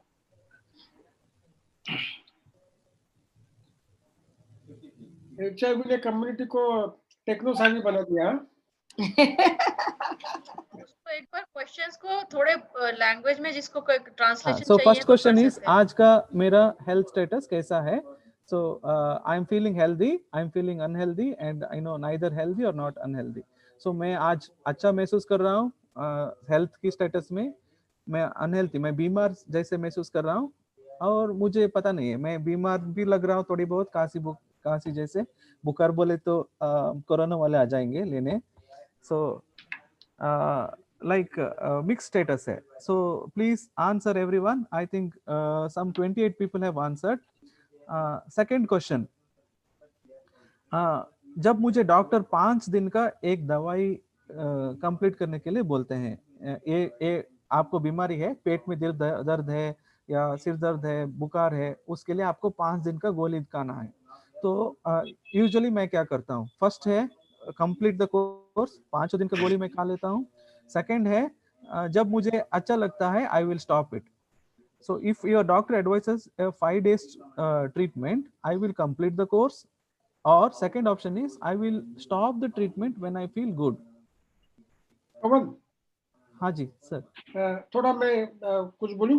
हाँ डेफिनेटली. थोड़ा ट्रांसलेशन कर ले. अच्छा, नहीं, सबसे पहले तो मैं सबको ये रिक्वेस्ट करता हूँ कि इसमें किसी का नाम नहीं आ रहा है, किसी का कुछ नहीं आ रहा है, तो उन्हें आंसर दीजिए. जो अपने खुद के बारे में दीजिए, जो मतलब सही दीजिए, ये सबसे पहली बात. सेकंड क्वेश्चन पे जो पवन बोल रहा है कि एक एग्जांपल है, नॉर्मली हमारा जो एंटीबायोटिक्स का कोर्स होता है या कोई कोर्स जो 5 दिन 7 दिन ऐसा होता है, वो हम लोग टाइमली और कंप्लीट करते हैं क्या पूरा कोर्स? मतलब पूरी दवाई टाइम पे 5 दिन या 10 दिन या 7 दिन का कोर्स है वो हम पूरा करते हैं या नहीं करते हैं, वो पहला है। तो उसका जो भी आपका जवाब है उसको क्लिक कीजिए। उसके बाद है कभी कभी नहीं, stop the treatment when I feel good. जैसे ही मैं 2 दिन दवाई खाता हूँ और मुझे अच्छा लगता है तो मैं दवाई बंद कर देता हूँ, ऐसा है तो उसके ऊपर क्लिक कीजिए। ओके, सो राजेश, थर्ड क्वेश्चन थोड़ा रोल करना उसको। आप वहां से कर सकते हैं सर, अपनी स्क्रीन से। Okay.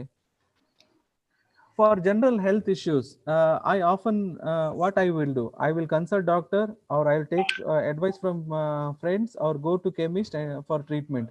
मुझे छोटा मोटा बीमारी होता है, मुझे कुछ हेल्थ इश्यू आया तो मैं क्या करता हूँ, हमेशा डॉक्टर के पास जाता हूँ। तो फर्स्ट आंसर देना, दोस्तों से सलाह दे लेता हूँ कि अरे यार मुझे सुबह से सिर पकड़ा हुआ है, क्या करना है, तो उसके लिए दोस्त क्या बोलते हैं वो सुनूंगा।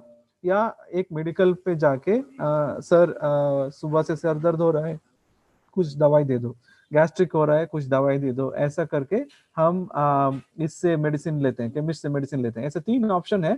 जब भी मुझे कुछ जनरल हेल्थ इश्यू लगा तो मैं क्या करता हूँ, the first option is I will always consult doctor. The second option is I'll take support from or advice from my friends. The third option is I will go to chemist, medical में जाके मैं ये ले लेता हूँ। Then the fourth question, sir, इसका translation का जरूरत है? नहीं, I am just one sec. ये 280 में से सिर्फ 63 लोगों ने वोट किया है।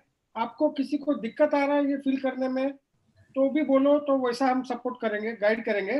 लेकिन प्लीज सभी लोग ये इसको फील करो, ये एक रिक्वेस्ट है। जो लोग बिल्कुल, जो लोग मोबाइल से कर रहे हैं, ज्वाइंट हुए हैं, उनकी स्क्रीन पे उनको लेफ्ट से राइट स्क्रॉल करना पड़ेगा। जैसे ही आप स्क्रॉल करोगे, आप ऐसे स्क्रॉल करिए तो उसमें ये पोलिंग का ऑप्शन आपको मिल जाएगा। ठीक है, गो अहेड पवन, सॉरी।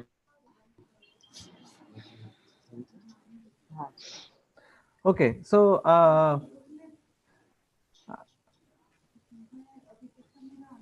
अगर बहुत दिन का लंबा समय का ट्रीटमेंट है तो ऑफन मैं क्या करता हूँ, मेडिसिन है जो डॉक्टर ने किस टाइम पे बोला उस टाइम पे रेगुलरली मैं मेडिसिन लेता हूँ। बट महीने में, सेकंड ऑप्शन है महीने में 2-3 बार मैं मिस करता हूँ। थर्ड ऑप्शन है जब भी मुझे अच्छा लगता है, मुझे फील गुड होता है तो मैं मेडिसिन स्टॉप करता हूँ।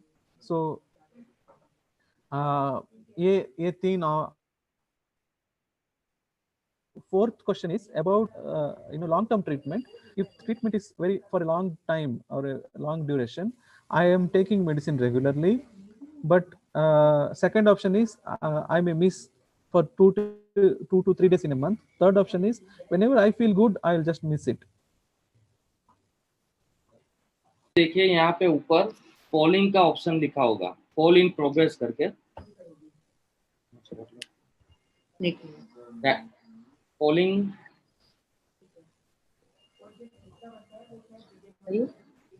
यहाँ पे पोलिंग का ऑप्शन, वहां पे आप क्लिक करेंगे, आपको स्क्रीन पे क्वेश्चन दिखाएगा।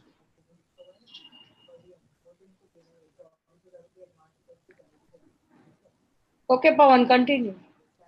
Okay, so when I am taking medicine, I know घर में हो या मेरा काम की जगह में हो, कहीं भी मैं मेडिसिन ले रहा हूँ, कोई आके पूछता है कि आप किसकी बीमारी की दवाई ले रहे हो, for what you are taking medicine. So जब भी कोई मुझे पूछता है तो मुझे हेजिटेंट होता है किस तकलीफ के लिए मैं मेडिसिन ले रहा हूँ। That is first option. Second option ऐसा है कि मुझे ऐसा कोई झिझक नहीं होता, आई will just share for what purpose I am eating medicine. ये सेल्फ एक्सपीरियंस ही पूछ रहे हैं हम, लाइक मनोज सर रिक्वेस्टेड ना, so please give honest answer. कोई आप मेडिसिन लेते वक्त देखा और पूछा क्यों मेडिसिन ले रहे हो, तो उसको बोलने में मुझे झिझक होता है, हिचकिचाहट होता है, या सेकंड ऑप्शन है ऐसा कुछ प्रॉब्लम नहीं है, I will share the details. ये 5 ही क्वेश्चन है, विल एंड द पोल।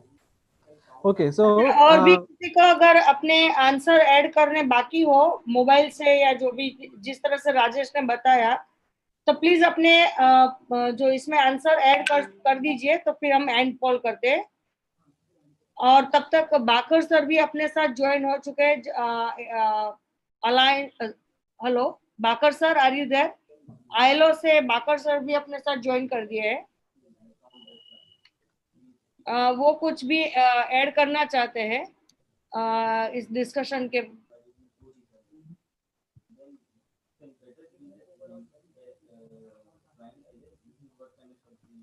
पवन, एक बार आप अपना पीपीटी जो है ना उसको पहले स्टॉप स्क्रीन कर दीजिए और वापस रीलोड, हाँ वापस शेयर कीजिए।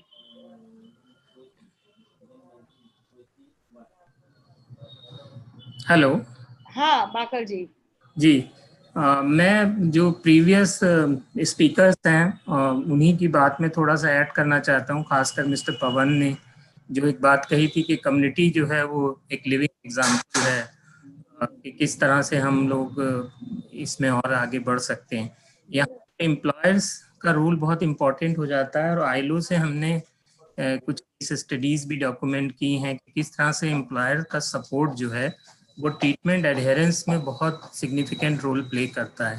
वो बेस्ट प्रैक्टिसेस भी डॉक्यूमेंट की हैं और अगर आप लोगों को याद हो तो जो टेस्टिंग और काउंसलिंग को प्रमोट करने के लिए जो कैंपेन आईएलओ ने शुरू की थी और उसमें भी जो सक्सेसफुल, जैसे आप सब लोग हैं, पूजा हैं, संतोष थी, अभी रिसेंटली मोना ने अपनी टेस्टिमनी दी है कि किस तरह से अर्ली डिटेक्शन और एआरटी जो है वो क्वालिटी ऑफ लाइफ को इम्प्रूव करती है।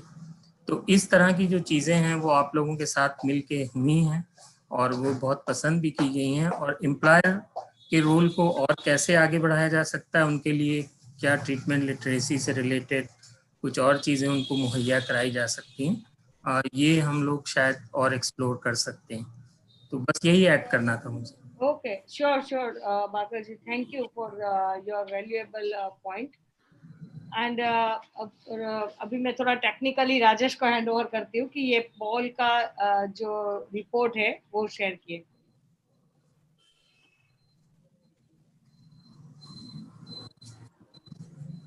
Yes Pawan.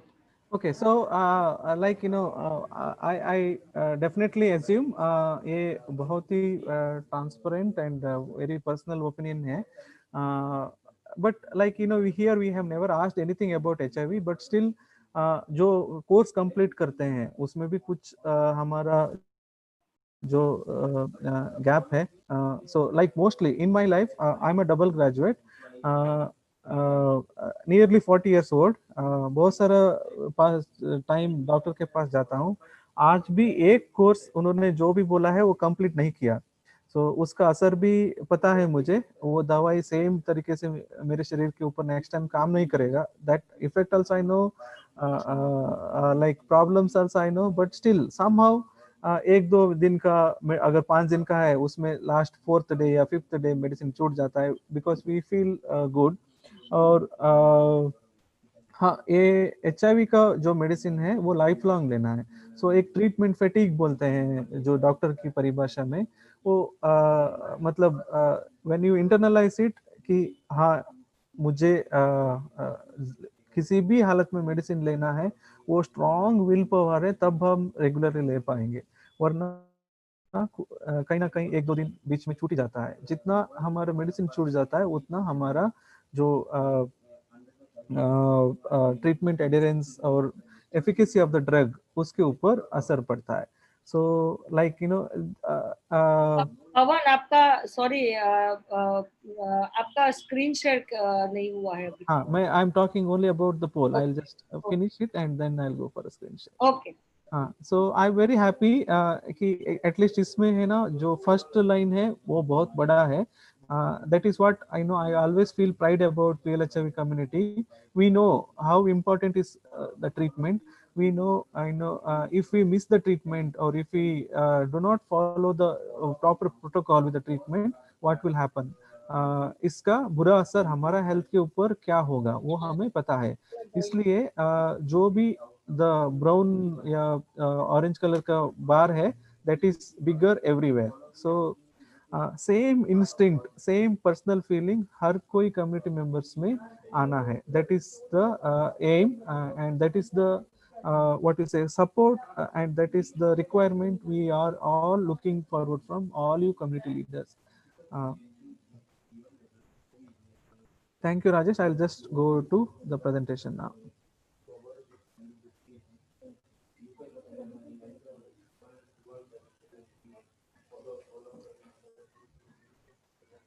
So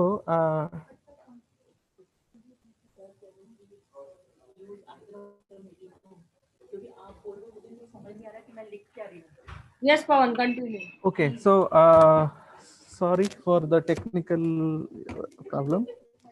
I was asked to vacate the place because मैं ज़्यादा बात कर रहा हूँ loud में. So I'm going to some other place. Okay, so this is the reason we are all here today. Treatment fatigue आ जाता है, लंबे टाइम के लिए ट्रीटमेंट लेना पड़ेगा, कुछ और व्हाट यू से साइड इफेक्ट्स आ जाएगा, रोज रोज खाने का प्रॉब्लम है. So all that will come. So that is why people may stop it. ये हमने एक छोटा सा स्टडी किया था विहान प्रोग्राम में, क्यों लोग ट्रीटमेंट को छोड़ देते हैं बीच में के लिए. सो अगर आप टॉप का दो ये देखेंगे, ये हमारा एटीट्यूड और परसेप्शन की इश्यू है. तो yet is not required as I am feeling better and well, वो 24% लोगों ने ऐसा बोला. तो इसको इस तरह की क्लाइंट के लिए हमारा जरूरत है. सो उनको बैठ के साथ में we should sit together, we should educate them, we should talk to them why this is very important. Even though you are feeling good, but virus is not gone from your body, वो शरीर के अंदर ही है. सो उसको काबू में रखने के लिए मेडिसिन लेना जरूरी है. That message definitely we should give. So that is where our role comes. Then the side effects, कुछ हद तक हम साइड इफेक्ट्स का मैनेजमेंट कैसे करना है वो हम कम्युनिटी को एजुकेट कर सकते हैं based on your own personal experience. जैसे टीएलई जब स्टार्ट हुआ था उस टाइम बहुत सारे लोग एलएफई हो गए थे क्योंकि टीएलई खाने से उसको बुरा सपना आना, कुछ और प्रॉब्लम होना, वो सब भी आ गया था. बट ग्रेजुअली आप सबकी मदद से वो इशू को हम सक्सेसफुली एड्रेस कर रहे थे कम्युनिटी लेवल पे. Same thing, if there is a side effect, how to address that, वो भी हम डॉक्टर से काउंसलर से सीख के वो पॉजिटिव मैसेजेस कम्युनिटी में लेके जाना जरूरी है. सो good thing is that we always talk about the benefits of the medicine. Side effects may happen with very few people, not everyone. So how to manage that also we need to empower them. Then rest everything, most of the thing we have a role to play. Say I don't have money to travel to ERT center, we need to identify such clients and link them to travel related schemes. Then fear of disclosure, that is nearly 13%, they said. Even today that fear of disclosure is there. So that we need to empower them to talk openly, or at least to their very close relatives, including partners and close friends, so that वो obligation उनके दिमाग में से चले जाए. So that should be our aim. So in most of the causes here, we have a role to play in one or the other, either by supporting them or by linking them or by taking their issues to some higher level. So हमारे पास medicine नहीं है, stock out हो गया, वो हम as a community organisation हम नैको को, सैक्स को बता सकते हैं। तो मेडिसिन यहाँ से वहाँ लेके जाना है। We have seen that good example during कोविड-19, हम वॉलंटरी उसको एआरटी सेंटर को सपोर्ट कर सकते हैं। सो by doing all possible support, we need to address these causes and we need to ensure everybody is on treatment.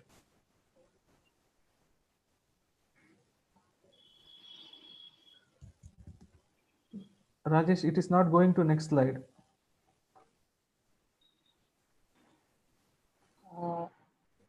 क्या हुआ पवन? Sir please check again. नहीं हो रहा, नेक्स्ट स्लाइड में नहीं जा रहा। हाँ हो गया। Okay, some scratches in the this thing, I don't know how it has come.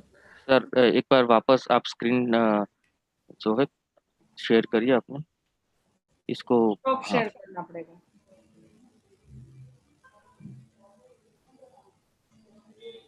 हाँ, अभी फ्रेश स्लाइड्स आया। हाँ पवन, अभी क्लीन है। ओके, स्लाइड शो भी आ रहा है, आई थिंक। हाँ हाँ बिल्कुल complete. So this is what is a worrisome factor. Through various strategies, through various what you say work, hard work, पैदल जाके डेटा क्लीन करके सब कुछ करके, तो फरवरी में हमने इस साल फरवरी में LFU का रेट को कम किया था, 10% तक लेके आए थे। एंड हम नैको को और बाकी सभी लोगों को एश्योरेंस दे रहे थे कि ये रेट और भी कम हो जाएगा क्योंकि हम नया LFU को कम कर रहे हैं। बट बीच में कोविड आ गया, सो आई थिंक सब अच्छा हो जाता है तो हमारा जो काम करने का स्फूर्ति इच्छा है थोड़ा कम हो जाएगी। सो कोविड आया, कोविड के इसमें all of you, like many community leaders, organizations, our outreach workers, project coordinators, did every possible thing to support our community members. घर घर जाके बॉर्डर क्रॉस करके सील्ड एरिया में, कंटेनमेंट एरिया में जाके आपने मेडिसिन पहुंचाया। So but still you know LFU is in increasing trend. So अगस्त में we need to bring this curve down, together we can. So जितने भी हमने मेडिसिन दिया है वो सभी इंफॉर्मेशन ERT सेंटर को, डेटा मैनेजर और मेडिकल ऑफिसर के साथ शेयर करना है। देन कोई भी अभी भी कुछ दूर जगह में स्टक है और उनको दवाई की जरूरत है, will continue to provide them medicine and we link them to ERT centre near to their place. So और बहुत सारा सपोर्ट करके ERT के साथ काम करके ये ट्रेंड हमें कम कराना है। 12%, like again it is an increasing trend, we should bring it down. And another worrisome factor is about the active care also. See, if you see over the period it was showing increasing trend, but अगस्त में वो थोड़ा कम हुआ है क्योंकि हमारा LFU बढ़ गया तो एक्टिव केयर भी कम होता है। सो वो होने नहीं देना है। सो like many of you know, behavior change is very complex phenomenon, है ना। सो अलग अलग स्टेजेस होते हैं बिहेवियर चेंज का। सो डॉक्टर रीटा मैडम भी इसके बारे में बताया था। सो फर्स्ट जो है साइड में उस कुछ भी जानकारी नहीं रहता है, वो contemplation, pre contemplation stage, unaware करके स्टेज में है वो, है ना। सो आज भी हमारे इसमें बहुत सारा लोग होंगे जो ERT के साथ जुड़े होंगे या नहीं जुड़े होंगे, जुड़ने के बाद भी they are not aware of the benefits of ERT, you know. Then somebody will counsel them and somebody will support them. उसके बाद वो जानकारी आ जाएगा कि ERT is beneficial. So then they decided to take it and they decided to visit that is preparation stage, A wala stage. So when they go to ERT center, that is action stage, and they start the medicine, they are into action. So उस इसमें कहीं भी problem आए, सो preparatory stage में या action stage में, तो वापस वो एजुकेशन स्टेज में आ जाएंगे। उनके पास जानकारी है लेकिन वो नहीं करेंगे। जैसे कोई भी यहाँ ERT के बारे में जानकारी मिला, बट उधर गए, जाने के बाद मेडिसिन लेने के बाद उसको कुछ साइड इफेक्ट हुआ, या कोई उसके साथ बुरा बर्ताव किया, या उनके पास ये लगा कि उधर जाना एक दिन का टाइम वेस्ट है, मेरे पास इतना टाइम नहीं है, मुझे छुट्टी नहीं मिलता है, तो वो वापस इस स्टेज में आ जाते हैं कि उनको पता है ERT लेने से बेनिफिट होगा, but they will not take it. So that maintenance and sustained behavior is very challenging. So जो भी कम्युनिटी ERT सेंटर तक आए, उनके साथ हमें बहुत अच्छे से काम करना है, एक घर परिवार के सदस्य के जैसे उनके साथ पेश आना है। We need to support like our own family, so that every issues related to treatment, related to any other thing, they should share with us, so that we can together we can sustain their treatment. एक बार वो sustainable इसमें आ जाएगा तो वो अपने आप continue करेंगे, हमारा इतना ज्यादा जरूरत नहीं होगा। So when we see this thing, no, why people become LFU, क्यों होते हैं वो? एक सेल्फ परसेप्शन होता है कि मेरे सेहत ठीक है, I am feeling good, why should I take medicine. So एक वाला एक सोशियो इकोनॉमिक रीजन उनके पास, मैंने पहले बताया, छुट्टी नहीं होगा, या घर में कोई होगा, या डेटा मैनेजर मेरे नोन पर्सन है, या नर्स मेरा बाजू वाला घर में रहते हैं, या उधर क्यू में खड़े हो तो कोई देखेंगे, this kind of thing. Then treatments, lack of treatment knowledge. GSNP team बहुत अच्छा एक किया था कि सभी रिलीजियस लीडर के पास जाके उनका एक वीडियो बनाया था कि ERT आप ले लो, हमारा आशीर्वाद आपके साथ रहेगा, बट ERT भी ले लो। अनफॉर्चुनेटली आज भी बहुत सारा हमारा जो क्लाइंट है ट्रेडिशनल हीलर के पास जाते हैं, they go to quacks, they go to religious leaders, they go to some other alternative medicine, Siddha, Ayurveda. I'm not saying they're all bad, but for treatment of HIV, there is a specific way of treatment. Through allopathy, there is medicine, so which can support to the client. So that should be practiced. उधर नहीं जाना है। Then system related issues, दूर है, time पे आ नहीं पाते हैं, ना? So all that issues are there. So what we can do? So for us, when we look into the profile of clients, हमारे पास हर महीने कुछ client का list आता है, who becomes LFU most. So one, as both Dr. Maninder and Dr. Rita shared, newly initiated cases में बहुत ज़्यादा LFU होते हैं, less adherent clients, migrant clients ज़्यादा LFU होते हैं। तो हम क्या कर सकते हैं? सो ERT सेंटर के साथ हम बैठ के जो लोग रेगुलरली मिस होते हैं, इस महीने लेके आए, 1 month they continue, next month again they become LFU. We were looking into ERT center wise information from Mizoram, लुंगलाई का एक जगह में पिछले मार्च में यहाँ तक एक क्लाइंट कम से कम 7 बार LFU हुआ है। So every month we bring them, but they become LFU. So वो regularly कौन LFU होता है वो देखना है। And second,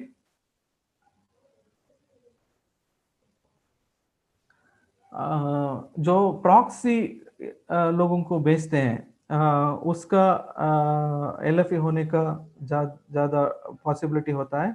मैं आ नहीं पाऊंगा, मेरा इसको भेज रहा हूँ, उसको भेज रहा हूँ करके मेडिसिन लेके जाता है ना, सो उनका आगे जाके LFU होने का खतरा रहता है। Then pregnant women in many places, delivery के लिए sometimes they go to husbands place, sometimes they go to their paternal house, मायके चले जाते हैं। That time there is a possibility of we missing them. Then migrant and truckers, clients who are dependent, especially our children, जो orphan and vulnerable children हैं, ERT center आने के लिए they need somebody's help. They are likely to become LFUs. High pill burden, जिसको को infection होता है या सेकेंड लाइन थर्ड लाइन में होता है, बहुत सारा पिल एक ही दिन खाना होता है, there is a possibility of they becoming LFU। जिसको ज़्यादा तकलीफ नहीं है, एसिम्प्टोमेटिक है, they also feel like I am doing good, why should I bring medicine every month and eat it every day.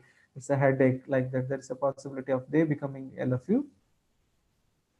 Then clients from key population, especially we face this problem with the IDU population. There is a possibility of they becoming LFU.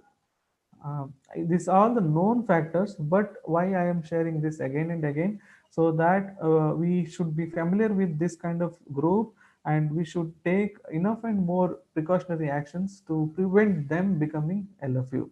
So if you as a community leader, when you are interacting with someone, you came to know that woman is conceived and her delivery date is near. So what alternative contact number, so that they should not become LFU even if they go from this place. Migrant and truckers, if they are going on a regular basis, or it's a short term migration, long term migration, वो सभी ये करके हमें उनके साथ वो ensure करना है. So we are doing this considerable job. There are plenty of good practices to share. Like recently during COVID time, we contacted a LFE case in Tamil Nadu. He said, my wife is in Bihar, she is about to deliver. उनको अभी hospital भी नहीं लेके गया है और बाकी का भी मेडिसिन नहीं है. Then we immediately contacted BR team through Pooja and CSC team. उसको हॉस्पिटल में डिलीवरी करवाया, नेवरोपिन भी इंश्योर करवाया. This kind of support, inter CSC, inter organization support is very much required to prevent future LFUs. To make our statement very strong, we have some data also. This is from Andhra Pradesh, from the ART data. So there are 21,000 in the list. One day they came and they took the medicine and they never come back. Only one day they came, they took the first ART dabba, and after that they never come back. This is where our role becomes very prominent. What I saw in many places, चाहे वो कोई भी programme हो, विहान हो, PPTCT programme हो, कुछ और programme हो, कोई ना कोई कम्युनिटी मेंबर ERT सेंटर में रहते हैं. We consider them as a treatment champion. In places like Karnataka, Hubli, one ERT center I know, in many other places, before giving the first medicine, clients were made to sit with community treatment champions. जो treatment champions उनको बताते हैं कि ART medicine से उनको क्या क्या benefit हुआ, what all benefits they received from ART, उसको अच्छे से बता के ट्रीटमेंट के लिए प्रिपेयर करके बाद में मेडिसिन लेते हैं. I think that is very important. If all of us can advocate, all you community leaders can advocate with ERT centers, medicine देने से पहले फर्स्ट जो इंटरेक्शन है, हमारा पीयर काउंसिलर हो या पीपीटीसीटी का वर्कर हो, कोई भी कम्युनिटी ट्रीटमेंट चैंपियन से बात कराना, वो बहुत ही अच्छा होगा. उनका जो इनहिबिशंस है वो हम क्लियर कर सकते हैं. ट्रीटमेंट के बारे में उनकी जो परिकल्पना है वो सही है तो उसको और बढ़ावा दे सकते हैं. उसका मिथ्स एंड मिसकंसेप्शन है तो हम उसको सही कर सकते हैं. But early intervention from our side is very important. So we know how busy medical officers, counselors, everyone, and community, like when somebody says they tend to neglect also, but maybe इसी problem से गुजर रहा था, I am feeling good, वो वाला information बहुत अच्छे से बैठता है लोगों का दिमाग में.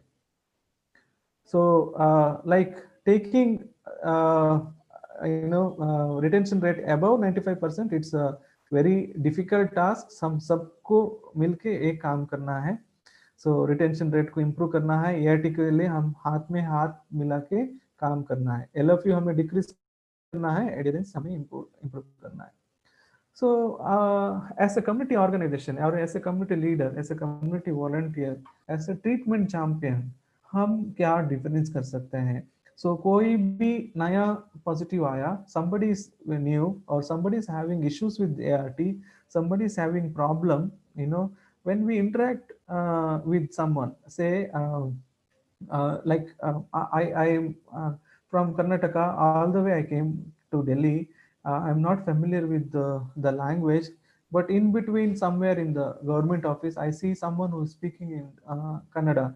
then I feel so much empowered. I feel like sharing everything, my details, my problems, my issues. So that is how we connected. That common binding factor there is the language. Here the common binding factor is virus.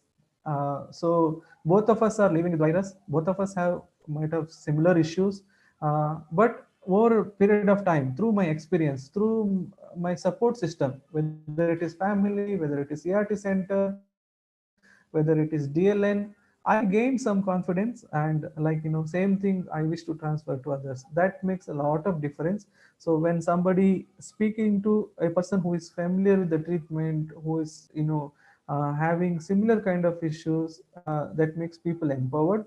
आप में से बहुत सारे लोग हमेशा Vihaan team से ready plus के बारे में सुने होंगे.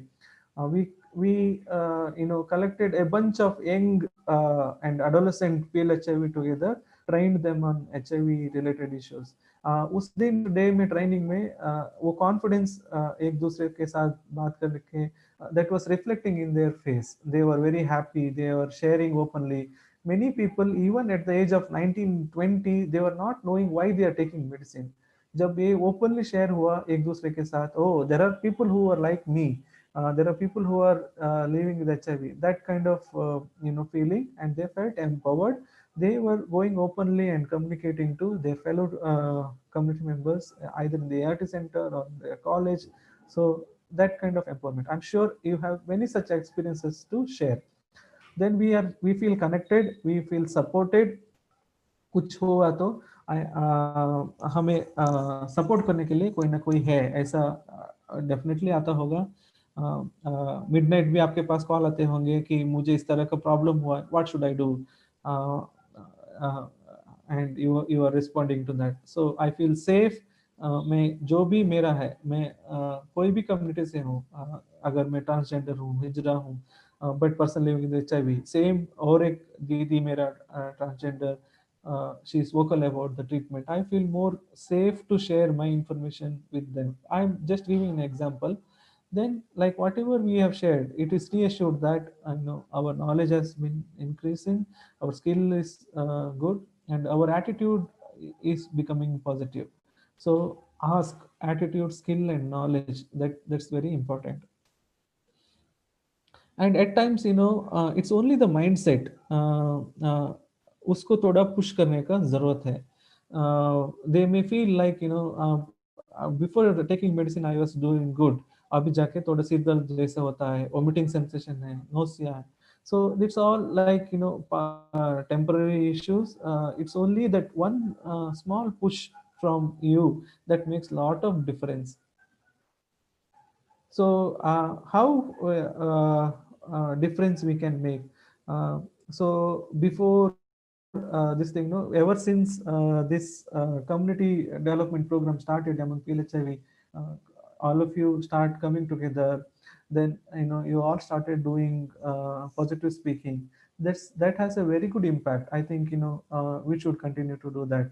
Then identifying treatment champions and promoting them in different groups, among adults, among children, among KP groups, among aged, among comorbidity people.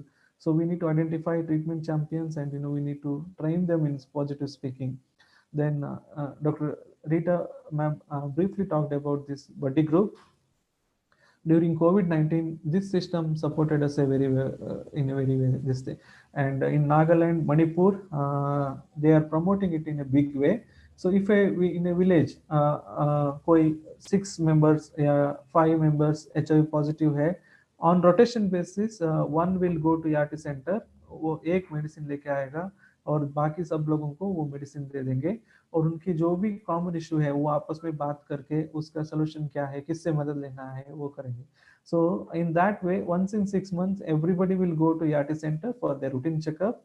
जो hemoglobin टेस्ट है या CD4 टेस्ट है या वायरल लोड टेस्ट है, सब वो करके आएंगे. सबको हर महीने जाने का जरूरत नहीं है. Then Dr. Maninder madam also stressed upon the importance of having support group. I am very happy to see many of you are doing virtual support group also. Let us enhance that. जो भी medicine start करते हैं उन सबको एक assurance देंगे through our support group, you are not alone, we are with you, there are some issues you are facing now, we have dealt it, these are the possible solutions करके. Then linkages to social welfare scheme, addressing their issues, travel का problem है या उधर आने का problem है, उसको लेके आने वाला कोई नहीं है, इस तरह का इसके लिए linkages to social welfare scheme is very important. Especially ILO का sir, I'm very grateful to him. So workplace policy बनाते हैं, उसको एक दूसरे के साथ शेयर करने के लिए, कोई काम कर रहे हैं उसको मेडिसिन एक्सेस करने में डिफिकल्टी आ रहा है तो इस तरह का सपोर्ट लेके हम उनको ये करते हैं. This is one very interesting activity, आमने सामने interface between service provider and the community. This we did in many places. We felt this interaction was very good, and it has yielded very positive result also. Even before COVID, there was a doctor who was using gloves and doing examination. Then like this kind of amne samne, what we do, we bring bunch of community members, make them sit in front of doctor, counselor, and they will have a informal interaction and they will share each other's expectation. Doctor बोलेंगे मैं community से क्या expect करता हूँ, communities बोलेंगे आपसे हम क्या उम्मीद रखते हैं. So why are you using gloves? Are we untouchables? Then like doctor has to explain why, what are the disinfection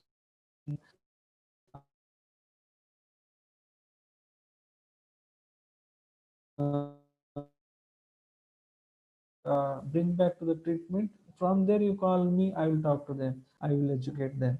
So that kind of work together. It says my internet is unstable. Hope I'm audible. Yes, Pawan, you are audible. Okay, I'll take another 5 minutes. I'll just finish up. Then like another good thing, this we are in a right occasion, a postcard campaign. Like we cannot go to many places, है ना, हमारे पास transport का बहुत कम है और हम CBO हैं, DLN हैं, तो हमारे पास वो बाकी का सुविधा भी नहीं होंगे. तो like if address is given, we can send just a Deepavali greetings, make sure that postman gives you the acknowledgement whether it is delivered or wrong address. So in that way we can confirm कि ये client उधर ही है, तो हम उसको और contact करने के लिए कोशिश करेंगे. Then recognition of champions among your staff or among your DLN, among your CBO, there might be people who are doing very good job, जो पैदल जाके या डिफिकल्ट टेरेन में जाके एक एक क्लाइंट को रीच करके वो करते हैं. Please in upcoming world days day और upcoming any event recognize them. A pat on the back always makes difference, है ना. तो जब भी हम नैको चले जाते हैं, नैको में डॉक्टर मनिंदर, DDG सर, कोई भी बोलते हैं हाँ आपका काम अच्छा हो रहा है बट ये जगह में थोड़ा इम्प्रूव करो, तो ऐसा बोलने से हम में से एक स्फूर्ति आ जाता है. So let us identify and support all champions. Okay, so these are the few suggestions. This is how we get the acknowledgement, so that it is proved that the client is there in the given address. This is one unforgettable experience in my life. So we were in Kolhapur, हम एक outreach worker के साथ एक client के घर गए थे. The client who is sitting here is paralyzed.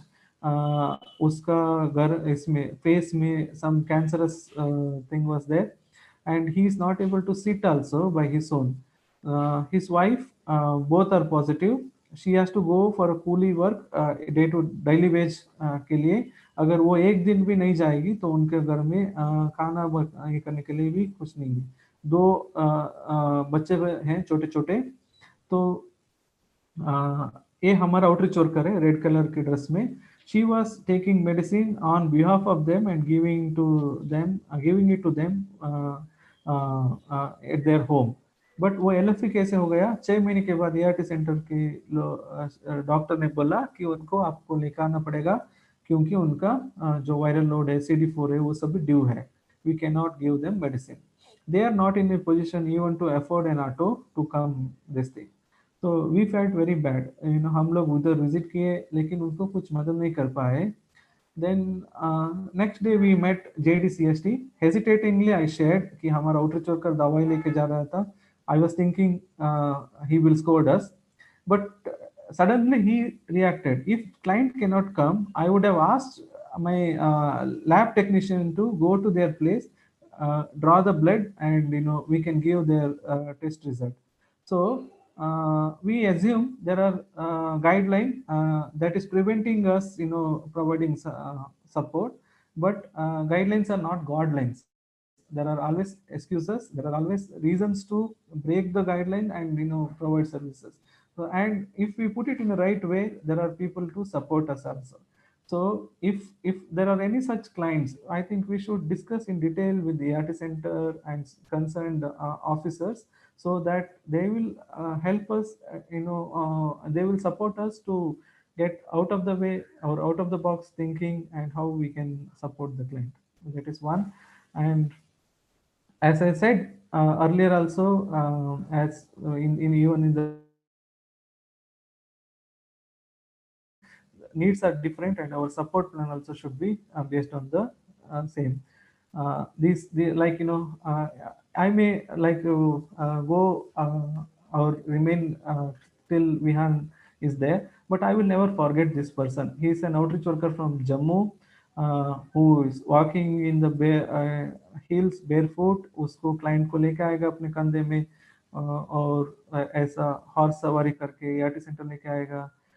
Plenty of work he was doing by himself. So there are such very committed people. Let us honor them, let us support them, let us uh, make them famous, so that we all get inspiration from their work, so that we all can do some good work. Then sir आप इतना सारा बोलते हैं, सुनने को बहुत अच्छा है, लेकिन ट्रैवल का मनी 1000 ही है.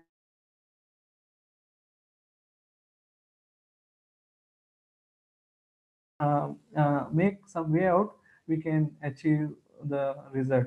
So like some examples of innovative thinking, how to use best use the resources, that I thought I'll share with you.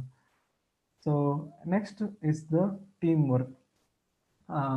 Very rarely nowadays we hear the complaint about CSC with the behavior not suitable or not appropriate with the ART center, or ART center is not sharing the data. Many things we have sorted out.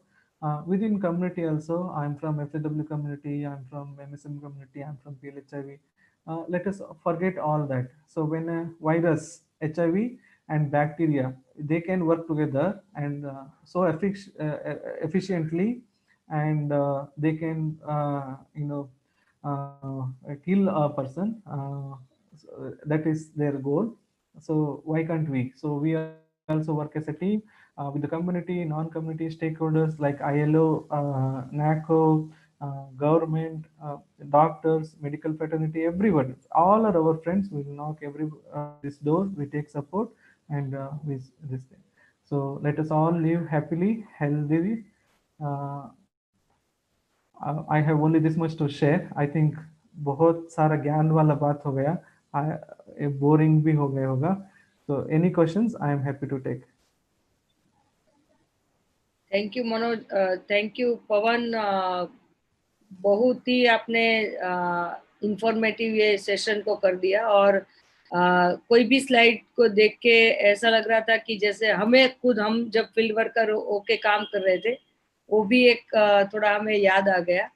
But seriously this is the very very helpful for all community member. और मैं ज़्यादा time नहीं लेंगी क्योंकि already we are crossing the time. But I am requesting कि जो भी community members के लेवल पे जो हम काम कर रहे हैं, उनके कुछ भी क्वेश्चन है तो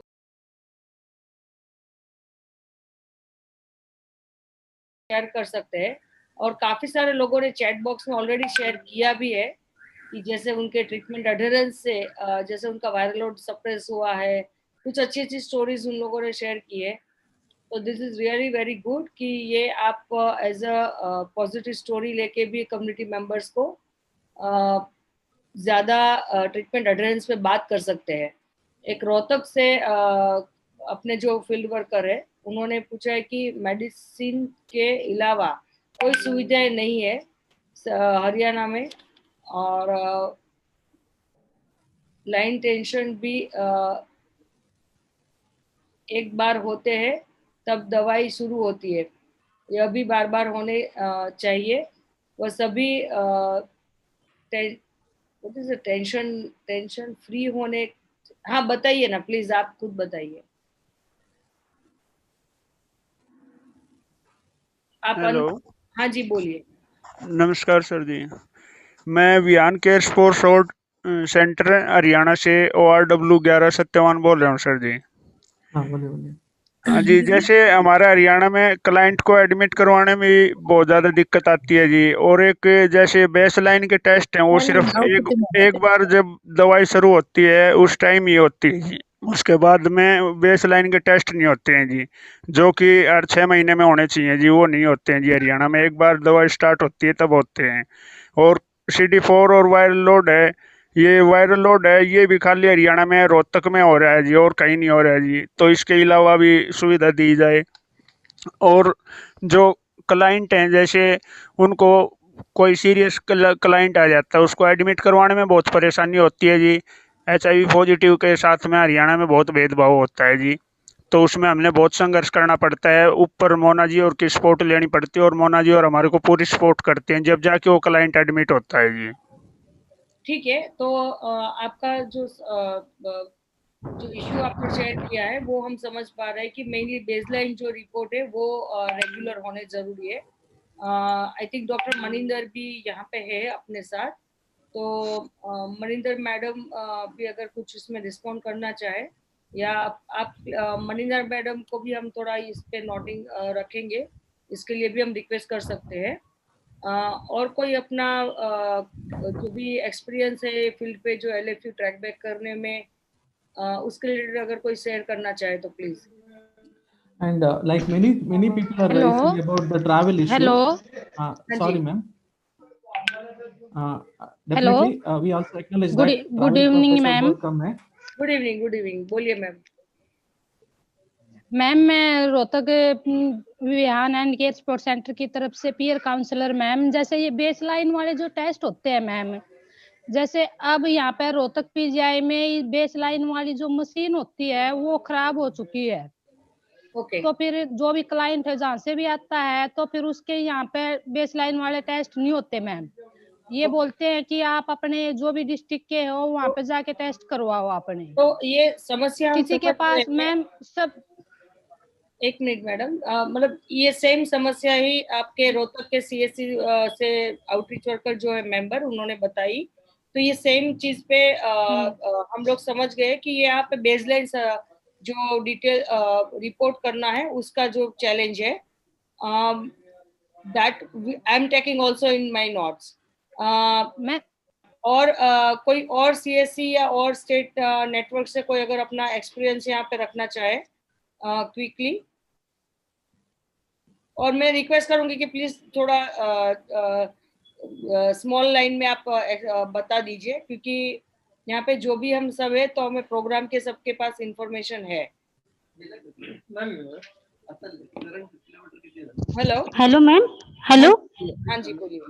मैं उड़ीसा से बोल रही हूँ, राउरकेला से। सेवक का पेयर काउंसलर हूँ, बिहान का ही। हम लोग का मैम INA स्टार्ट किया जाता है, जैसे 3 महीना मेडिसिन खाने के बाद उन्हें INA स्टार्ट किया जाता है। तो INA के साथ बेनाडोल जो दिया जाता है, बोला जाता है कि बेनाडोल खाओ, मगर बेनाडोल HT सेंटर में नहीं मिल रहा है, तो सब क्लाइंट खरीद भी नहीं सकते हैं। जो CD4 हम लोग का कम रहता है, 350 से कम रहता है, तो उनको कॉटिम DS भी दिया जाता है। तो हम लोग का फ्री में वो मिलता है, लाइन लगाना पड़ता है बहुत टाइम, तो बहुत क्लाइंट नहीं लेते हैं, वो चल जाते हैं। तो उसको भी HT सेंटर में मिलता तो बहुत अच्छा होता मैम। ओके। हाँ जी, और एक भाई साहब आप हाथ ऊपर कर रहे हैं, तो प्लीज आप भी अपना पॉइंट शेयर कर दीजिए। दक्षा, 1 मिनट बिफोर है ना, मनोज नो प्लीज, आप सभी है ना LFU रिलेटेड ही सवाल पूछिए। हाँ, मेरा भी यही। बाकी चीजों के लिए अभी मत पूछना, ये सेशन ओनली फॉर LFU है। तो डॉक्टर मनिंदर, एक सिर्फ काफी मेजर कंसर्न आती है हमेशा कि जब एलएफयू को अपने ओआरडब्ल्यू काफी समझा बुझा के पीछे लगकर लेकर आता है एआईटी सेंटर पे, तो एआईटी सेंटर का स्टाफ उनके साथ बहुत ही मिसबिहेव करता है, मतलब बहुत ही रूडली बात करते हैं, तो लोग परेशान होकर बोलते हैं कि हमको दवाई नहीं खानी है। तो ये एक बहुत बड़ा इशू है। आप, I don't know how you can tackle this, but you some message has to go to counsellor that please treat, ये थोड़ा काफी आपको ठीक नहीं लगेगा, लेकिन please treat LFU like a king. आप उनको कॉन्फिडेंस में लोगे तो वो एलएफयू नहीं होगे।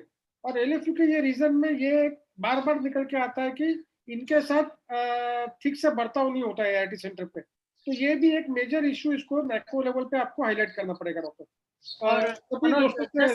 I am adding one line in your discussion Hello? कि जो अपने एआईटी सेंटर है मैडम, तो एक थोड़ा अपने नाको लेवल से भी आपके पास डिटेल तो होगा ही, लेकिन इसके ऊपर ज्यादा भी आप चेक कर सकते हैं कि काफी सारे जो मेडिकल ऑफिसर की जो पोजीशन है वो या तो वैकेंट है या फिर वो न्यूली रिक्रूटेड है, तो जिसकी ट्रेनिंग या जो भी हमें प्रोवाइड करनी है वो भी अभी तक कंप्लीट हुई नहीं है, या फिर वो प्रॉपर, उनको भी थोड़ा स्ट्रगल हो रहा है कि मेडिसिन काफी, अभी जैसे नया मेडिसिन का कॉम्बिनेशन आ रहा है, तो ये सभी जो चीजें हैं वो भी एक एलएफयू का होने के जो रीजन है उसमें एक शामिल है।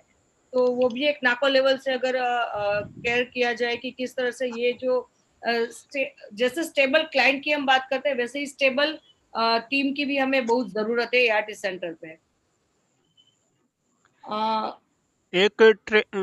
मैडम जी, ट्रेवल का बहुत इशू है। जैसे बहुत से क्लाइंटों के परिवार की स्थिति है वो कमज़ोर होती है, तो वो ट्रेवल के कारण भी बहुत से दवाई छोड़ देते हैं कि हमारे पास में किराया नहीं है, मजदूरी नहीं मिली, तबीयत ख़राब होने की वजह से काम छूटा हुआ है, ये भी इशू है जी। तो इनका बस वगैरह या का पास बन जाओ तो जी उसमें भी सुविधा मिल जाए जहाँ एआरटी से उनके घर तक का, तो वो मेडिसिन के लिए टाइम से पहुँच जाऊँ जी। इसमें बहुत इशू रहता है जी क्लाइंटों का जी। ओके, एक नाको का सर्कुलर था कि जिसमें फ्री ट्रांसपोर्टेशन के बारे में जो ट्रांसपोर्ट मिनिस्ट्री से हमें मिला था। Pavan, I think you may be remember कि ये थोड़ा पुराना था, तो वो अगर इसके ऊपर वापस जो अपने डीएलएन और एसएलएन है उसके वापस स्टेट लेवल पे भी इसके इस सर्कुलर को लेके थोड़ा हम और भी पुश करें, तो मुझे लग रहा है कि ये जो ट्रांसपोर्टेशन का जो इशू है वो भी वर्कआउट हो सकता है, और या तो फिर वो स्पेसिफिक स्कीम होके भी उसमें लागू करवा सकते हैं। Pavan, you want to add anything here? हाँ, बट हमें उसको थोड़ा क्वांटिफाई करना पड़ेगा। Yes yes. हाँ, तो ये आप सभी से रिक्वेस्ट है, ऐसे कितना क्लाइंट जो बोले हैं जिसकी इस रीजन से हम आ नहीं पाएंगे, तो हम पॉलिसी मेकर्स को और नैको के साथ मिलके बाकी डिवीजन को कन्विंस करना आसान होगा। तो अपना जो एनेक्सर ए का एक रीजन फॉर एलएफयू रिमार्क्स में लिखते हैं ना, उसमें जरूर लिखिएगा ट्रैवल की वजह से इतना लोग आ नहीं पाए। हाँ, तो वो अपने पास एक evidence based data, yes, data and evidence शुरू होगा। Yes, exactly. Manoj, you want to add anything at the end of this discussion?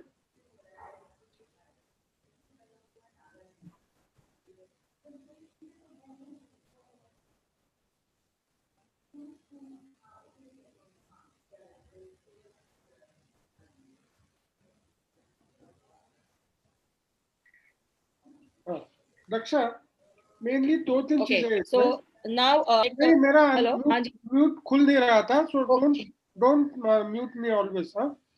इसमें 2-3 चीजें मैं बताना चाहता हूँ अपने दोस्तों, अपने इससे भी। देखिए, अभी काफी नैको की तरफ से डीएचडी की गाइडलाइन है, एआरटी से अपने सीएससी में एआरटी दे सकते हैं, लेकिन एलएफयू वाले को पहले एक बार तो एआरटी सेंटर ले जाना पड़ेगा। उसको ये बताना पड़ेगा कि पहले आप एक महीने की दवा एआरटी सेंटर से लीजिए, बाद में हम आपको हमारे यहाँ से करवा के देंगे। थोड़ा सा वो कॉन्फिडेंस भी हमको भी बिल्ड करना पड़ेगा अंदर, और हम जानते हैं कि ये अपने सब काफी इश्यू है।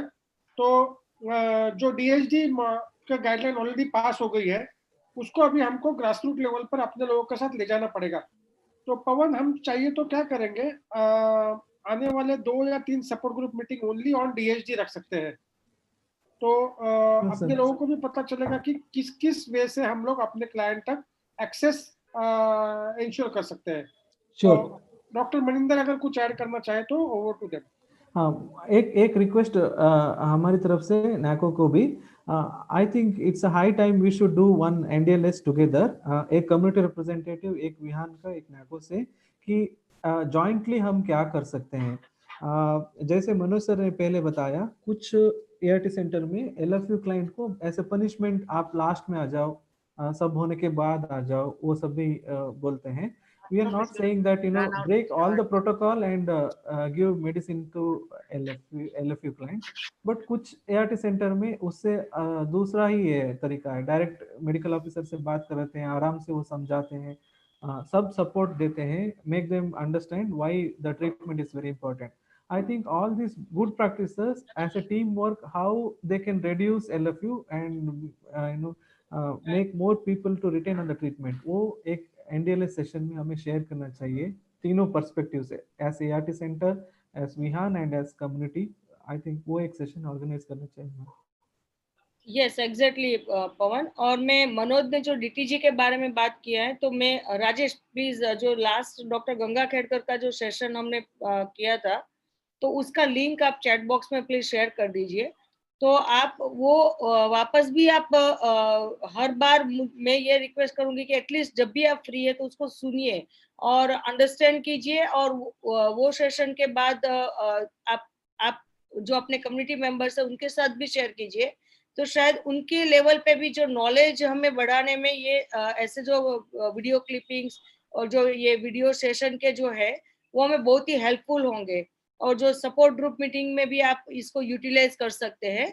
इवन नॉर्थ ईस्ट में भी डॉक्टर मनिंदर मैडम और जो अपने डॉक्टर विमलेश सर के प्रेजेंस में नॉर्थ ईस्ट स्पेसिफिक हमने रीजनल डीटीजी के लिए सेशन किया था। तो उसके भी अगर हमारे पास वीडियो हम कलेक्ट करके आप तक पहुंचाने में पूरा ट्राई करेंगे। So doctor Maninder ma'am, please over to you now, and this is now end of the closing of this session. Yeah, thank you Daksha Ben, thank you Pawan for that excellent presentation. कुछ points मैंने note किए हैं, जैसे कि ओडिशा का जो point था कोट्रामोक्साजोल को लेके, पैराडॉक्सिन को लेके, और जो मनोज जी ने कहा है और जो पवन भी कह रहे हैं, मेरा एक छोटा सा रिक्वेस्ट है कि आज जो चर्चा हुई है, अगर उसमें से नाकू को क्या एक्सपेक्टेशन है, रोल है, उसको अगर डॉक्यूमेंट करके आप सीएसटी डिवीजन के साथ शेयर कर लेंगे तो हम उसको और सिस्टमैटिक तरीके से we will take it forward. क्योंकि कुछ कॉन्वर्सेशन सुना, कुछ भूल जाता है, तो उसमें आप प्लीज उसको डॉक्यूमेंट कर लीजिए। सेकेंडली, डीटीजी और पेशेंट लिटरेसी को लेके हमने ऑलरेडी सोचा था कि स्टेट वाइज करेंगे, उससे भी हमने एनसीपी आप लोगों को रिक्वेस्ट की है, हमारा कोऑपरेशन है। और जो पवन कह रहा है कि जहाँ जहाँ इशू है, हर जगह एआरटी सेंटर्स में इशू नहीं है।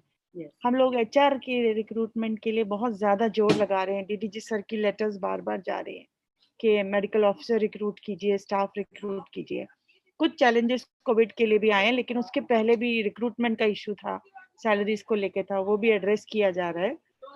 तो अगर कुछ जहाँ ज्यादा ही इशू आ रहा है, कुछ रोल मॉडल एआरटी चुनिए, उनका इंटरेक्शन करवाइए, और कुछ जहाँ बहुत प्रॉब्लम आ रहा है वहां पे भी इंटरेक्शन करवाइए, तो सबके लिए वो लर्निंग हो जाएगी। मैं चाहूंगी जिन एआरटी सेंटर पे बहुत अच्छा काम चल रहा है पहले उनसे, और कुछ उसी स्टेट के कुछ दूसरे जहाँ चल रहे हैं, ऐसे क्रॉस लर्निंग के अगर हम प्लेटफॉर्म बनाएंगे, आपस में एआरटी सेंटर्स ही खुद सीख लेंगे एक दूसरे से, तो that will be a very good thing. सभी का धन्यवाद इतना कीमती वक्त देने के लिए। मुझे अभी लॉग ऑफ करना पड़ेगा क्योंकि मुझे दूसरे उसके लिए काम के लिए बुलाया जा रहा है। बहुत बहुत thank you Pawan, doctor Rita, alliance and आप। फोटो लिया क्या तेरा? हाँ प्लीज सभी अपना वीडियो ऑन कर दीजिए madam, 2 minute. Doctor Maninder 2 minute दीजिए, बस एक बार फोटो खींच लेते हैं। हाँ जी, प्लीज ऑन योर स्क्रीन।